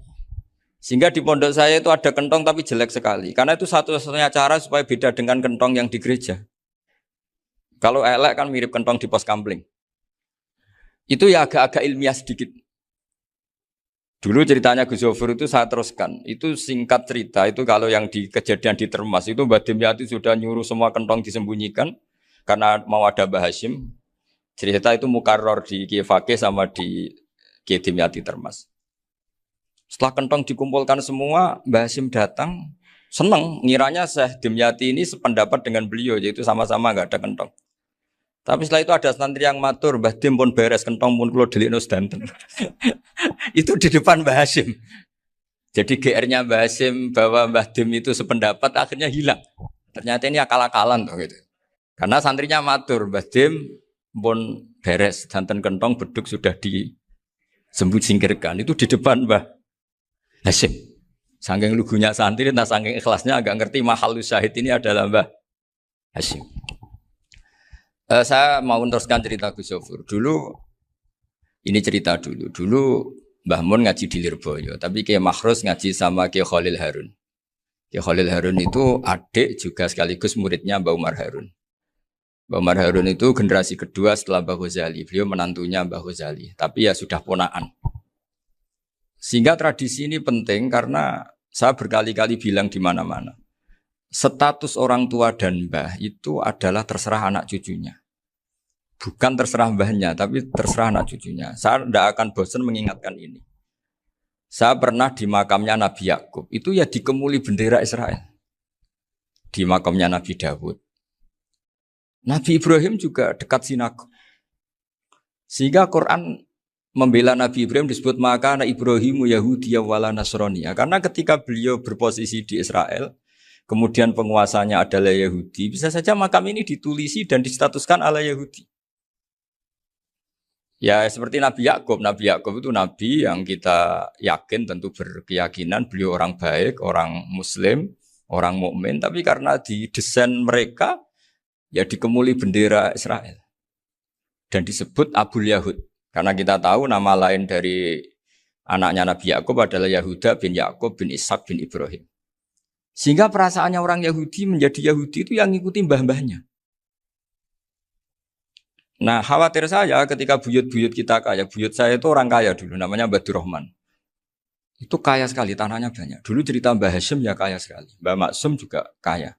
Mbah Abdul Aziz juga kaya. Karena dulu itu inginnya kiai itu yo ketok sugih lah, gak ngel-ngelo santri. Tapi nanti kalau cucu-cucunya sudah ndak alim, itu ndak dianggap punya tanah itu karena untuk fasilitas santri. Aku tak kedonyan, mbah-mbahku ya kedonyan. Buktinya tanah ombo. Karena dia akan menafsiri sesuai cara berpikir. Makanya sanad keilmuan yang diceritakan Gus Sofir itu harus diulang-ulang. Kalau nggak diulang-ulang, maka kita akan berpikir sendiri untuk menafsirkan Masyayikhon al-Kiram atau Ajdadan al-Kiram. Nah, ini yang bahaya, yang sering Quran mengingatkan. Jadi ada status yang disematkan oleh anak cucu kayak orang Yahuda tadi, Yahuda bin Yakub bin Ishak bin Ibrahim itu menstatuskan mbah-mbahnya yang bernama Ibrahim itu Yahudi. Sampai Quran sendiri yang bela maka anak Ibrahimu Yahudi wala Nasrani. Karena secara geografis sekarang Ibrahim di Israel dan otoritas itu juga milik mereka sehingga mereka bisa masang-masang atribut yang menunjukkan kalau itu Yahudi. Beberapa al-alim al-alamah yang minnah itu sudah wafat dan kadang-kadang dzurriahnya itu tidak kita. Kalau sekarang orang bahasakan kubu sebelah. Akhirnya ya nggak boleh dikholi, nggak boleh diziarah. Terus seakan-akan yaqtaduna bi ra'yi, seakan-akan mereka berpendapat dengan pendapat syekh ini padahal enggak. Nah, sehingga tradisi ketersambungan sanad tadi baik secara genetik atau secara asbab itu harus terjaga. Saya beberapa kali banyaklah sering diceritain Mbah Mun. Dulu Mbah Munawir ini cerita ya, Mbah Munawir itu saking senenge kitab, ben santri ini so ngaji kitab. Itu kalau ada alumni Lirboyo, alim disuruh baca muin di sini itu Mbah Munawir ikut. Saking ingin tasjeknya, ingin ngajari santri bahwa ngapal Quran udah hafal tok, tapi yo paham. Dan penggalinya Mbah Munawir itu sampai klimaknya dulu Mbah Zaini itu nate nikah sama Nyai Komariah kalau nggak salah, binti Karim, binti mana. Punya putra Gus Habib, Gus Doha yang diantara putrinya dinikahi Gus Rosin. Terus akhirnya kesampaian juga ketika Mbah Munawir punya mantu alim alama namanya Mbah Ali Maksum, angsal Nyai Hasyimah. Sampai pondok Kramjak ma'ruf bil ilmi, terutama ilmu sorof dulu karena Mbah Maksum itu komplain, fa'ala ya fulu kok terus fa'lan ya fa'ala ya fulu ya uf'ul gitu kan. Masuk fi'il kok jejer isim gitu. Jadi dulu kata Mbah Mun itu ada persaingan ilmu sorof. Sorofnya Mbah Maksum Ali Kuaron sama Mbah Ali Maksum Jogja. Jadi wali antok yang satu Maksum Ali Kuaron, yang satu Ali Maksum. Ya itu dulu saingan ngarang sorof. Nah ini yang menang siapa? Ya terserah duriannya. Kalau duriannya keren ya menang karena terserah yang kampanye. Saya bayangkan adekan Mbah Zubair tidak punya anak sealim Mbah Mun, mungkin kalau Mbah Zubair juga tidak sewow kalau punya putra Mbah Mun. Karena saya berkali-kali bilang kalau dalam syair Arab itu kama takarroma, kadang dilafatkan kama tasyarrofa bi Muhammadin adnanu. Orang berpikir Adnan itu siapa? Itu karena ada Nabi Muhammad SAW. Orang mencari-cari Mbah Mun itu mencari Mbah Zubair karena ada Mbah Mun. Orang mencari Mbah Dahlan karena ada Mbah Zubair. Wong kok alime ngono iku bapake sapa? Wong kok alime ngono iku putune sapa? Tapi kalau kita ini sudah ndak alim, ini orang sudah nggak tertarik nyari-nyari leluhurnya karena dianggap selesai. Jadi yang dengan tanda kutip yang menghabisi mbah-mbahnya itu ya mesti cucunya. Ini mbok ngamuk, mbok peringatan, tapi ini juga peringatan pada diri saya sendiri. Jadi sehingga zuriyah ini penting. Kenapa para nabi mesti donga zuriyatan thayyibah? Kenapa selalu berpikir tentang zuriyah? Wa ja'alaha kalimatam baqiyatan fi aqibi. Karena zuriyah ini yang nanti bisa menstatuskan leluhurnya. Seperti tadi cerita Mas Maftuh ini tak puji betul. Saya hari ini tidak ingin gojlok. Supaya kewalian saya tidak tergerus oleh kedoliman. Saya pernah diceritain Gus Zofur, juga sering baca buku tentang Mbah Maksum. Dulu Mbah Maksum kalau wasiat kembali ya gitu. Kamu harus NU dan harus mempertahankan NU. Tapi tidak dengan cara membenci Muhammadiyah. Dulu Mbah Mun juga sering cerita. Dulu Mbah Hashim itu ngaji Syekh Mahfud. Nah, Mbah Ahmad Dahlan dulu namanya Darwis, sering ngaji sama Syekh Khotib Minangkabau. Zaman itu Syekh Khotib sudah modern, sudah ikut gerakan Abdu, gerakan Almanar. Sehingga bawaannya Mbah Ahmad Dahlan ini agak agresif. Yang Mbah Hashim karena hanya mulazim di Syekh Mahfud, hanya sesekali ngaji Syekh Khotib, beliau lebih seperti itu. Dan dua beliau ini sama-sama pernah ngaji Mbah Soleh Darat di Semarang. Mbah Hashim sama Mbah Ahmad Dahlan yang dulu namanya Darwis. Jadi ini masih min muskatin wahidah mimam bain wahid. Sehingga kita tidak kaget ketika Mbah Ali Maksum mengomentari Muhammadiyah itu masih ahli sunnah wal jamaah. Makanya nanti terakhir saya baca kitabnya Mbah Ali dan sering saya pelajari. Andai kan kita ini sepakat dengan ilmu, ya kita tahulah. Kalau Abu Hanifah itu tidak kunut, Imam Syafi'i kunut. Berarti kunut itu madzhabnya Abu Hanifah, bukan madzhabnya Mbah Ahmad Dahlan. Apa tidak kunut itu madzhabnya Abu Hanifah, bukan madzhabnya Mbah Ahmad Dahlan. Kita kunut itu madzhabnya Imam Syafi'i, bukan madzhabnya Mbah Hashim. Ini semuanya masih dalam bingkai ilmu. Adzan qabla subhi juga riwayatnya jelas. Tidak adzan ya sudah perilaku kita sudah jelas. Dulu Mbah Mun sering didik kita gitu. Saya sering dengar cerita kalau dulu Pak Arif Fakhruddin begitu hormat sama Mbah Ali, apalagi zuriyahnya Mbah Azhar Basir, karena beliau dulu do ngaji di Termas. Dulu itu enggak ada masalah karena semuanya dianalisis pakai ilmu. Tapi sekarang pakai identitas, yang kunut tuh NU, yang enggak kunut Muhammadiyah. Berarti Abu Hanifah itu Muhammadiyah, Imam Syafi'i itu NU. Berarti Imam Syafi'i itu ya anak buahnya Ki Miftahul Ahyar kira-kira gitu karena anak buahnya Pak Said Akil. Kan terus jadi repot. Dulu kita ini pengagum ilmu, bukan pengagum perbedaan. Sehingga di sini yang saya kagum dari sekian ceritanya Mbah Ali Maksum, supaya kitab ini to the point, supaya nggak lama-lama karena waktunya juga. Nanti kalau kemalaman ini kena semprit ini sudah. Ini diantara yang diceritakan Bali itu unik. Imam Syafi'i itu sering tawassul, sering wasilah sama siapa itu? Abu Hanifah. Ini sudah tak petakan, saya baca yang sensitif-sensitif lah. So, yang ini ya. Ziyar al-Babus Samin, terus sebentar ini yang bab tawassul.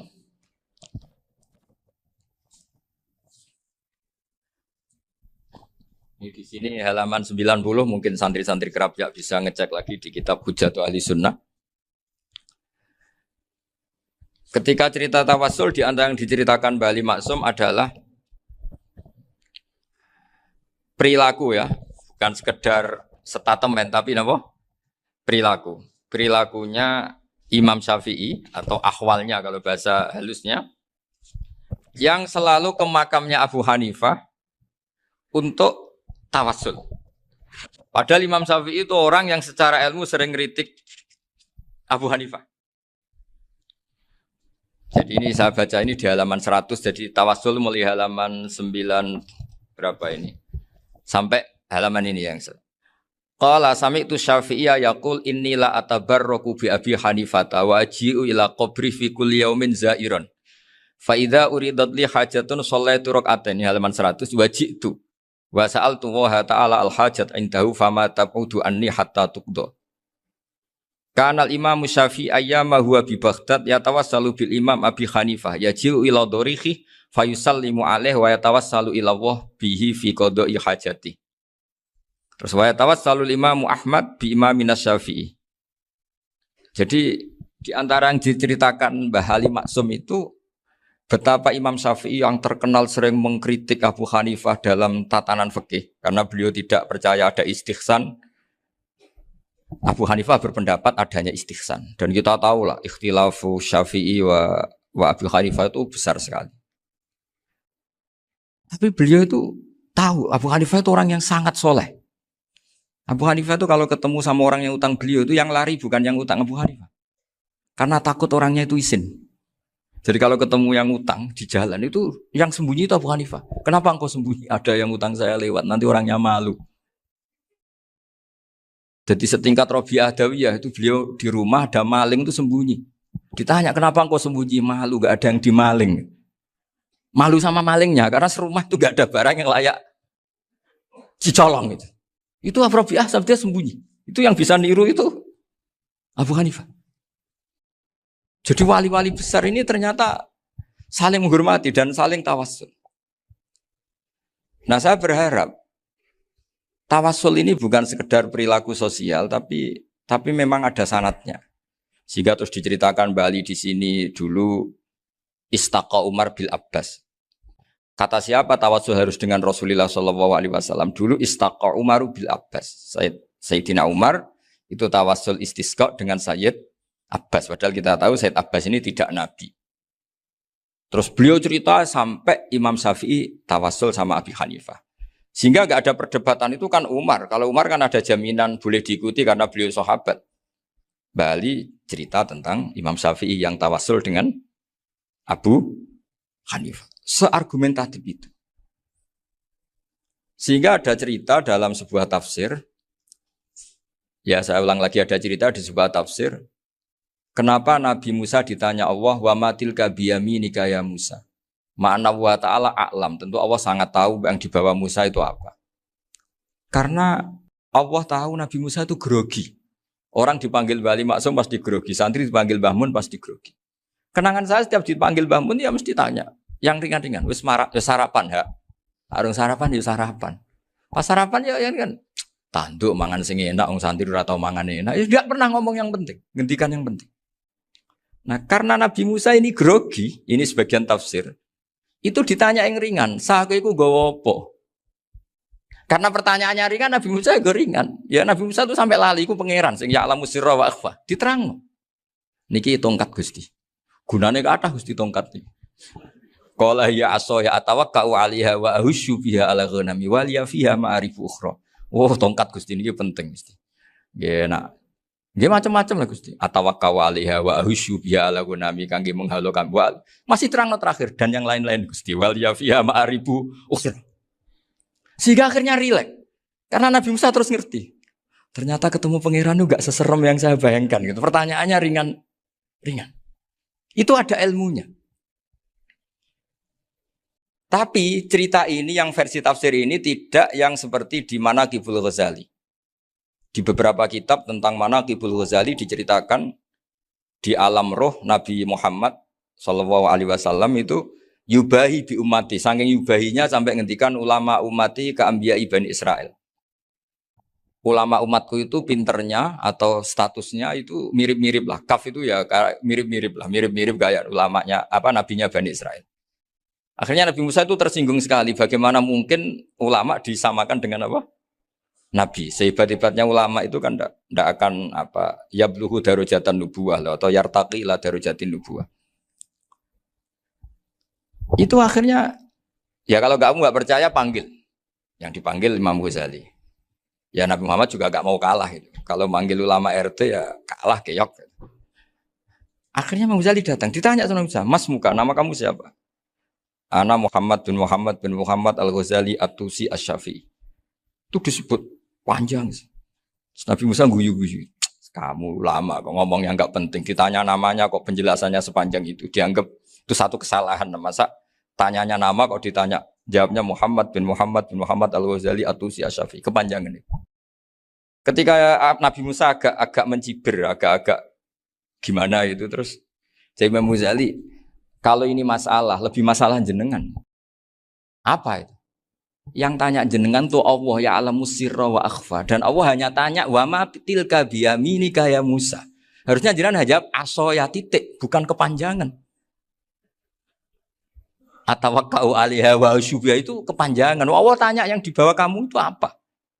Yang di tangan kamu. Harusnya jawabnya hanya aso ya. Tapi kenapa penjelasannya sepanjang itu? Sampai terakhir waliya fiha ma'aribu ukhra.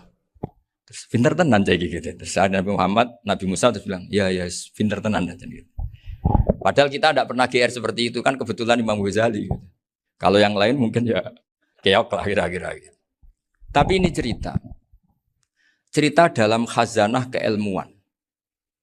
Benar yang dikatakan Gus Zofur. Saya termasuk orang yang pernah mondok Lirboyo Pasanan. Jadi setelah saya disuruh nemani Gus Kamil, tahun berikutnya Gus jenengan disuruh. Pokoknya anakku, bosak ulan lah, kudu tahu mondok Lirboyo. Biar aku tahu ngaji Wakarim. Terus yang disuruh Mbak Turi Gus Kamil itu saya. Jadi saya pernah 1 bulan tuh di Lirboyo. Karena saya ini santri beling ya, kontraknya pokoknya penting ziarah Bakarim. Biasanya nggak pernah ngaji, pokoknya gerbar ngisa. Ziarah ya sudah. Ngaji subuh ingat saya sama Gus Imam. Itu dari 17 hari ingat saya ngaji 2 kali. Tapi kalau ziarah ke Bakarim sudah lupa jumlahnya karena memang kontraknya disuruh ziarah. Sampai seperti itu. Dan saking senengnya bangun sama Bakarim saya masih ingat. Ngamplopi salam template itu masih ingat untuk Gus Anwar, untuk Gus Imam, untuk Gus Kafabi, termasuk untuk Gus Maksum. Itu malam-malam saya dijak ngamplopin. Zaman itu saya masih ingat selawewu.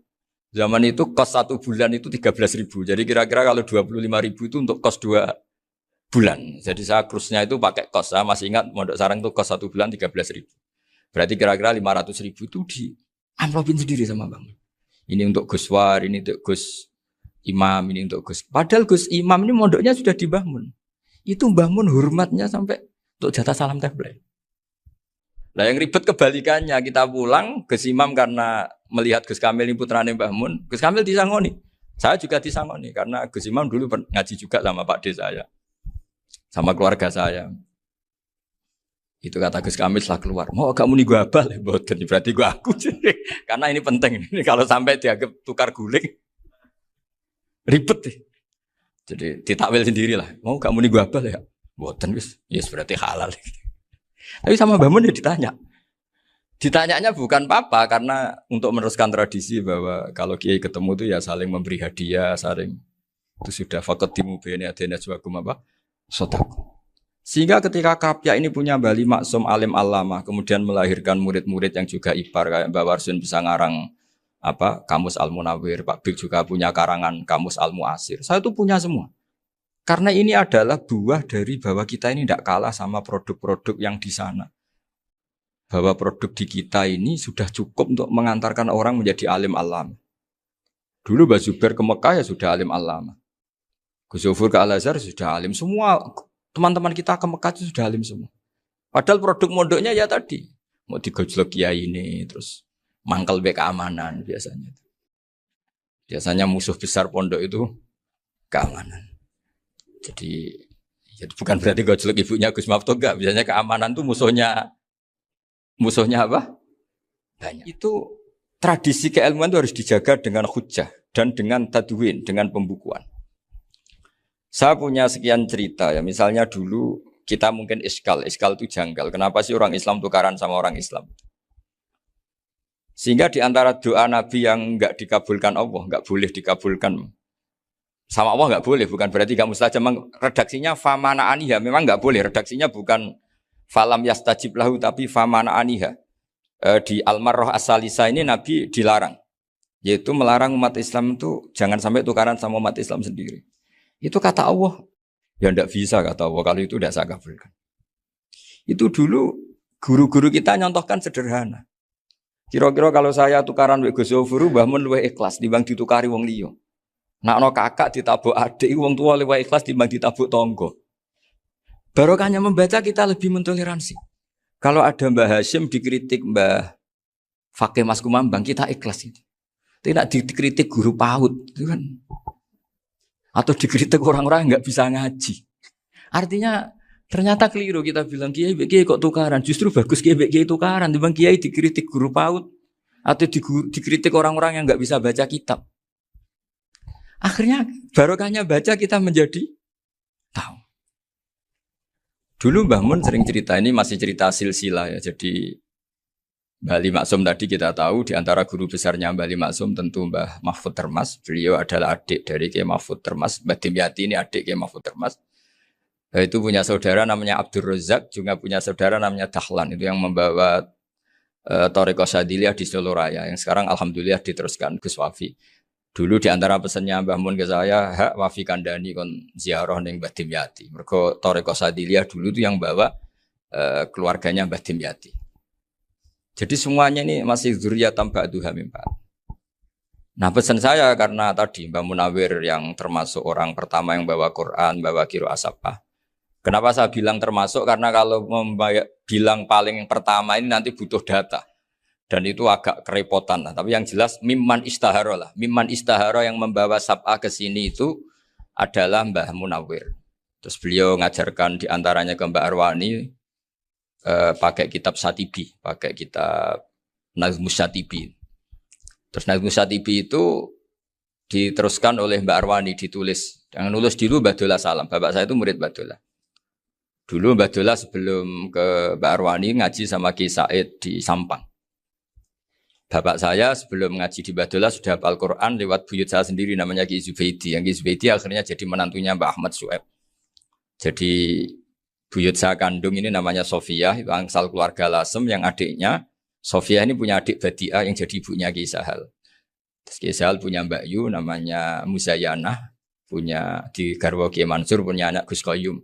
Jadi dulu ibu saya, ibunya Gus Sofur, ibunya Pak Maftu itu semuanya di Lasem. Karena saya dari keluarga Gen ya Lasem, dari keluarga sanad guru ya Lasem. Tapi Lasem Bahdawi itu dulu ngajinya di Mbah Umar Harun di Sarang. Nah, Mbah Umar Harun ini menangi Sayyid Ahmad Zaini Dahlan. Sayyid Zaini Ahmad Zaini Dahlan ini punya cucu keempat yang hidup di Sedan. Terus makamnya di Lasem. Namanya Habib Haidar. Itu yang nulis biografinya Mbah Maksum. Mbah Maksum bukan Bali. Biografinya Mbah Maksum. Itu ditulis oleh Habib Haidar. Namanya Haidar bin Hasan bin Sodaqoh bin Ahmad Zaini Dahlan. Nah, Habib Haidar ini menantunya Sayyid Hamzah Sato. Hamzah Sato itu Hamzah bin Abdullah bin Umar. Itu kakaknya Sayyid Abi Bakar Sato, Sohibul I'anah. Nah Sayyid Umar ini yang dulu ngajari mbahnya Mbah Mun namanya Ahmad bin Su'eb. Nah, di antara ajarannya adalah baca kitab-kitab kecil yang bisa dihafal. Dibawalah ke sarang jadi metode muhafadzah. Tapi kemudian lama-lama oleh pondok itu jadi syarat kenaikan kelas. Dulu gak ada muhafadzah untuk kenaikan kelas ya, supaya orang alim itu harus hafal. Lama-lama dipakai syarat untuk muhafadzah. Jadi semua ini sanad harus kita ingat supaya kita bisa menjaga tradisi. Termasuk tradisi ini kiai seneng jagungan, terus ngomong penting. Itu juga sanad. Setahu saya Mbah Mun itu kalau ketemu bapak ya guyon terus. Saya punya kenangan tuh yang dulu agak iskal tuh begini. Ada isu lah, entah isu entah hoax entah apa, ada kaji itu agak beling itu, pokoknya beling lah. Seneng siapa itu, rondo lah apa. Pokoknya beling. Ketika Mbah Mun dilaporin tamu, kalau kaji itu beling sama rondo itu. Mbah Mun tanyanya lucu. Lu ayu no cung. Wahyu banget Mbah. Wahyu. Itu bapak juga bakas ayu nih. Dulu saya sekali ini kiai kok bakas wong ayu, bakas budine barang lah kira-kira gitu. Tapi setelah saya tambah alim, tambah ngerti itu, kata bapak gini, ya apik bakas ayu hak timbang iya no malah qadzaf. Ternyata seni. Sekali Mbah Mun atau bapak bilang, waji kok zino kaji, maka larinya ke qadzaf. Maka menghindari bahasa menuduh, ngomong yang enggak penting. Loh ayu no. Jadi kiai dulu tuh orang sok suci tapi menghindari hal-hal yang Jadi punya seni untuk ngelola kehidupan. Orang bermalam-malam jagungan sama teman asik itu kan perlawanan terhadap nafsu kita, syahwat kita untuk mungkin nikmati dugem di bar atau di tempat-tempat maksiat. Itu setan di Indonesia tuh kakuati sama Ki Jawa. Orang supaya nggak tertarik maksiat itu Ki Jawa cukup ketemu kancane masak terong guyon, gejol-gejolokan zaman mondok, sewengi lulus sangka maksiat. Bar wis tutup. Perlawanannya sederhana, nggak pakai tahajud, nggak pakai wiridan. Karena Ki Jawa juga koyo rapati potongan ahli ibadah gitu. Itu jagungan. Gitu. Jadi setahu saya itu pernah lihat Bali itu sekali ketika beliau ngisi ceramah di Mbah Hamid Bedowi. Saya masih kecil diajak bapak. Dulu kalau bapak ngelihat Bali sama Mbah Hamid itu mesti nangis. Karena dua orang alim bertemu. Yang akhirnya ya bisanan itu. Mbah Hamid punya anak Gus Nasih, di sini ada Mbah Nafisa, terus jadi Mbak Salih Hindun itu. Jadi dulu tuh ya guyon terus ketika ketemu. Itu yang sering bodoni Mbah Hamid itu ya Ki Bisri. Ki Bisri itu kalau datang ke Ki Hamid Pasuruan, nak wali tenan aku teko ditata nomangan. Jadi ukurannya ya. Ternyata sampai sana dikeimangan tenan. Masih belum mengakui, kan nak wali tenan aku kiai rung di mobil, dongakno aku di mobil. Sudah kalah satu seri itu masih gak terima. Lalu itu Mbah Hamid akhirnya berdoa, ayo monggo, mungkin-mungkin Ki Bisri gak ada mobil. Itu setelah didoain masih tanya, mereknya apa merek? Itu Mbah Hamid jawab, yo paling Holden itu. Nah, paling Holden. Itu nyari mobil itu ya adalah dapatnya Holden. Suatu saat Mbah Bisri diundang Mbah Hamid gak dikasih bisar.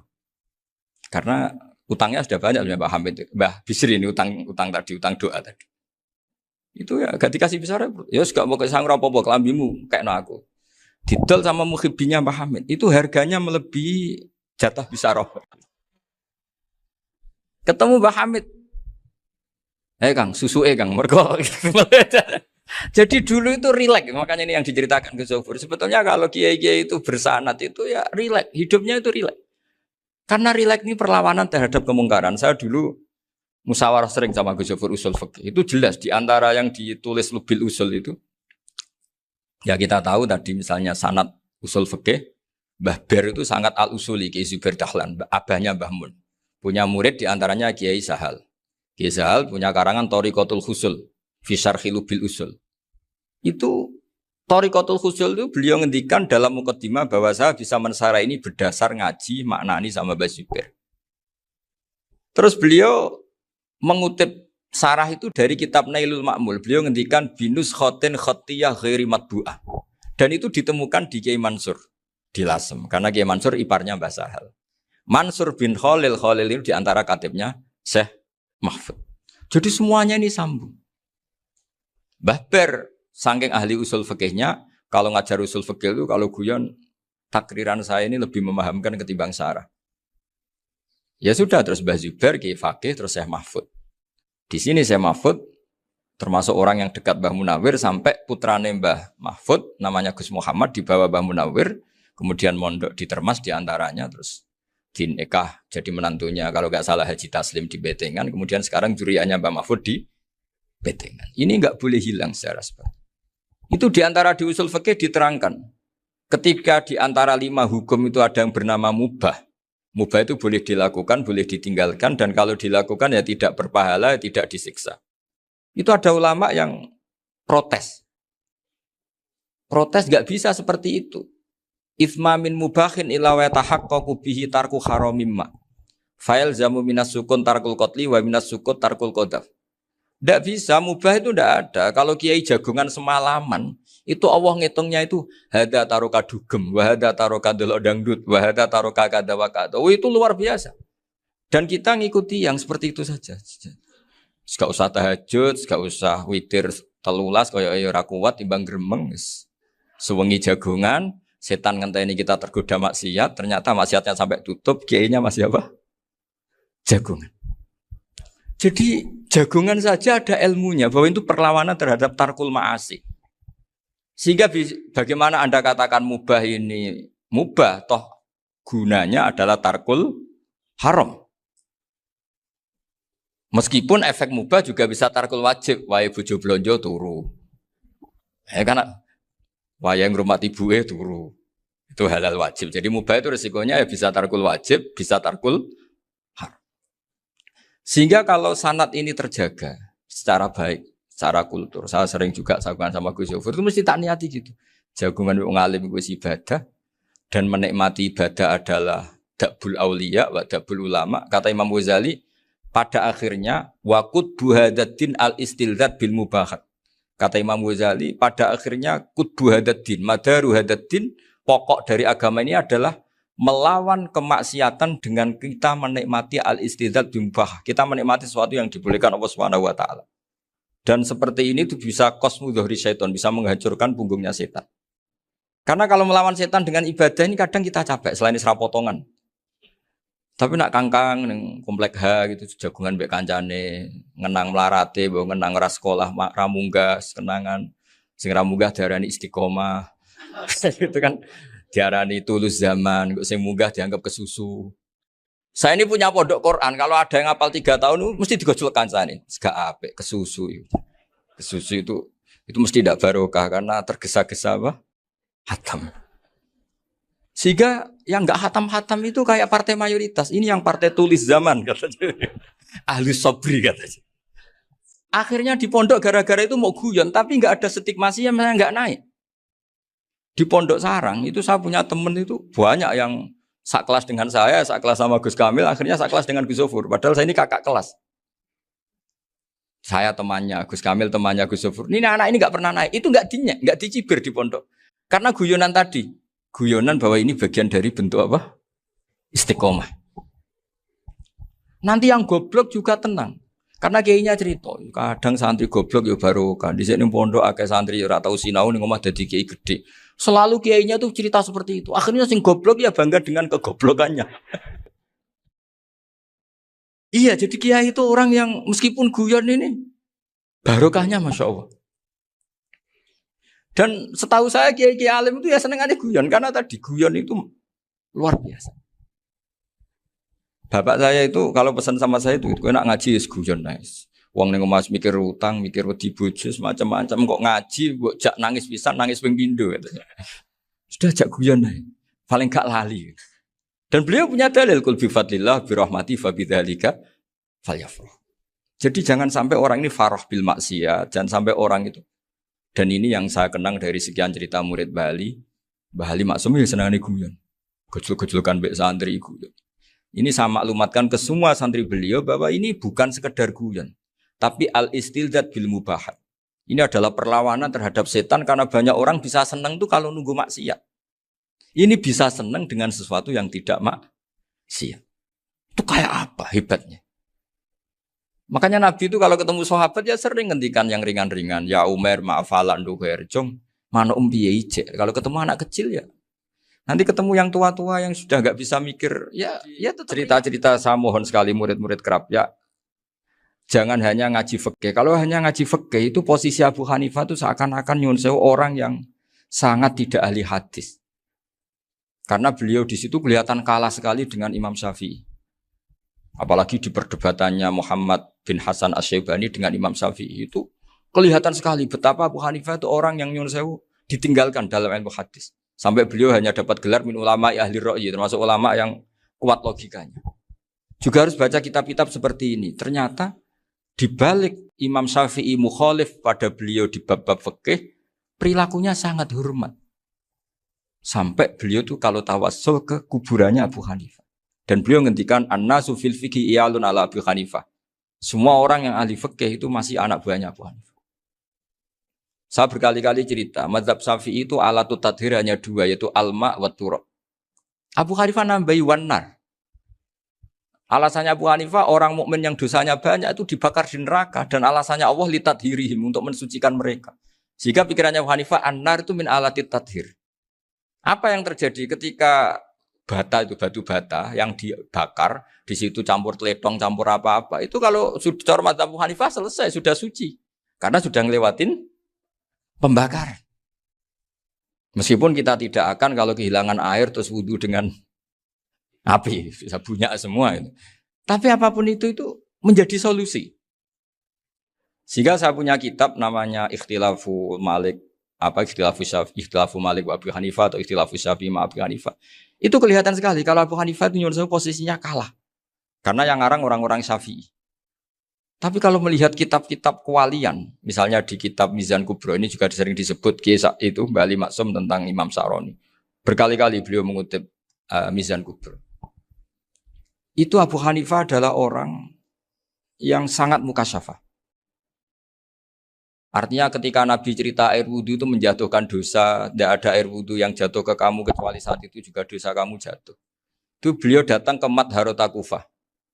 Kemudian beliau bilang sama si orang tua tadi, tub anizina. Orangnya terus bilang atubu minazina. Ada lagi pemuda datang dibilangin tub an ukuki walideka. Terus bilang tub tu an ukuki walidaya. Sampai yang terakhir ada tub an simai alatilahwi atau an samai alatilahwi. Terus tub tu an samai. Ketika orang itu ditanya, kenapa engkau begitu tahu dosanya apa? Saya tahu air wudhu ini menjatuhkan apa. Jadi kira-kira kalau zina mungkin ya batang babi lah. Kalau hanya sekedar melihat bak-bak mungkin ya curut atau tikus lah kira-kira gitu. Nak dulu dulu ya mungkin ya tikus cilik gitu. Nak dulu suwi ya tikus werok itu atau apalah. Pokoknya beliau itu tahu. Tapi anehnya Abu Hanifah apa? Setelah itu dia nangis minta mukasafahnya ditutup. Ya Allah, saya ini mukasafah kok malah menjadi tahu sawatil mukmin. Padahal aturan syariat jenengan man satara musliman satarahu, bahwa enggak baik melihat jeleknya orang mukmin. Minta ditutup. Makanya saya ini bangga ada mukasafah. Makom yang kita sampai sekarang tuh makom setelah Abu Hanifah mukasafah. Jadi Abu Hanifah repot-repot mukasafah, minta makomnya ditutup tidak menjadi mukasafah. Dan alhamdulillah kita sudah tidak mukasafah sebelum minta ditutup. Jadi kita ini keren. Keren karena aturannya itu man satara musliman satara huwa, yang tidak tahu aibnya orang muslim maka Allah akan nutupi aibnya di akhirat. Dan kita alhamdulillah barokahnya tidak mukasafah, tidak ngerti aibnya orang mukmin. Jadi kita harus pakai patokan ilmu.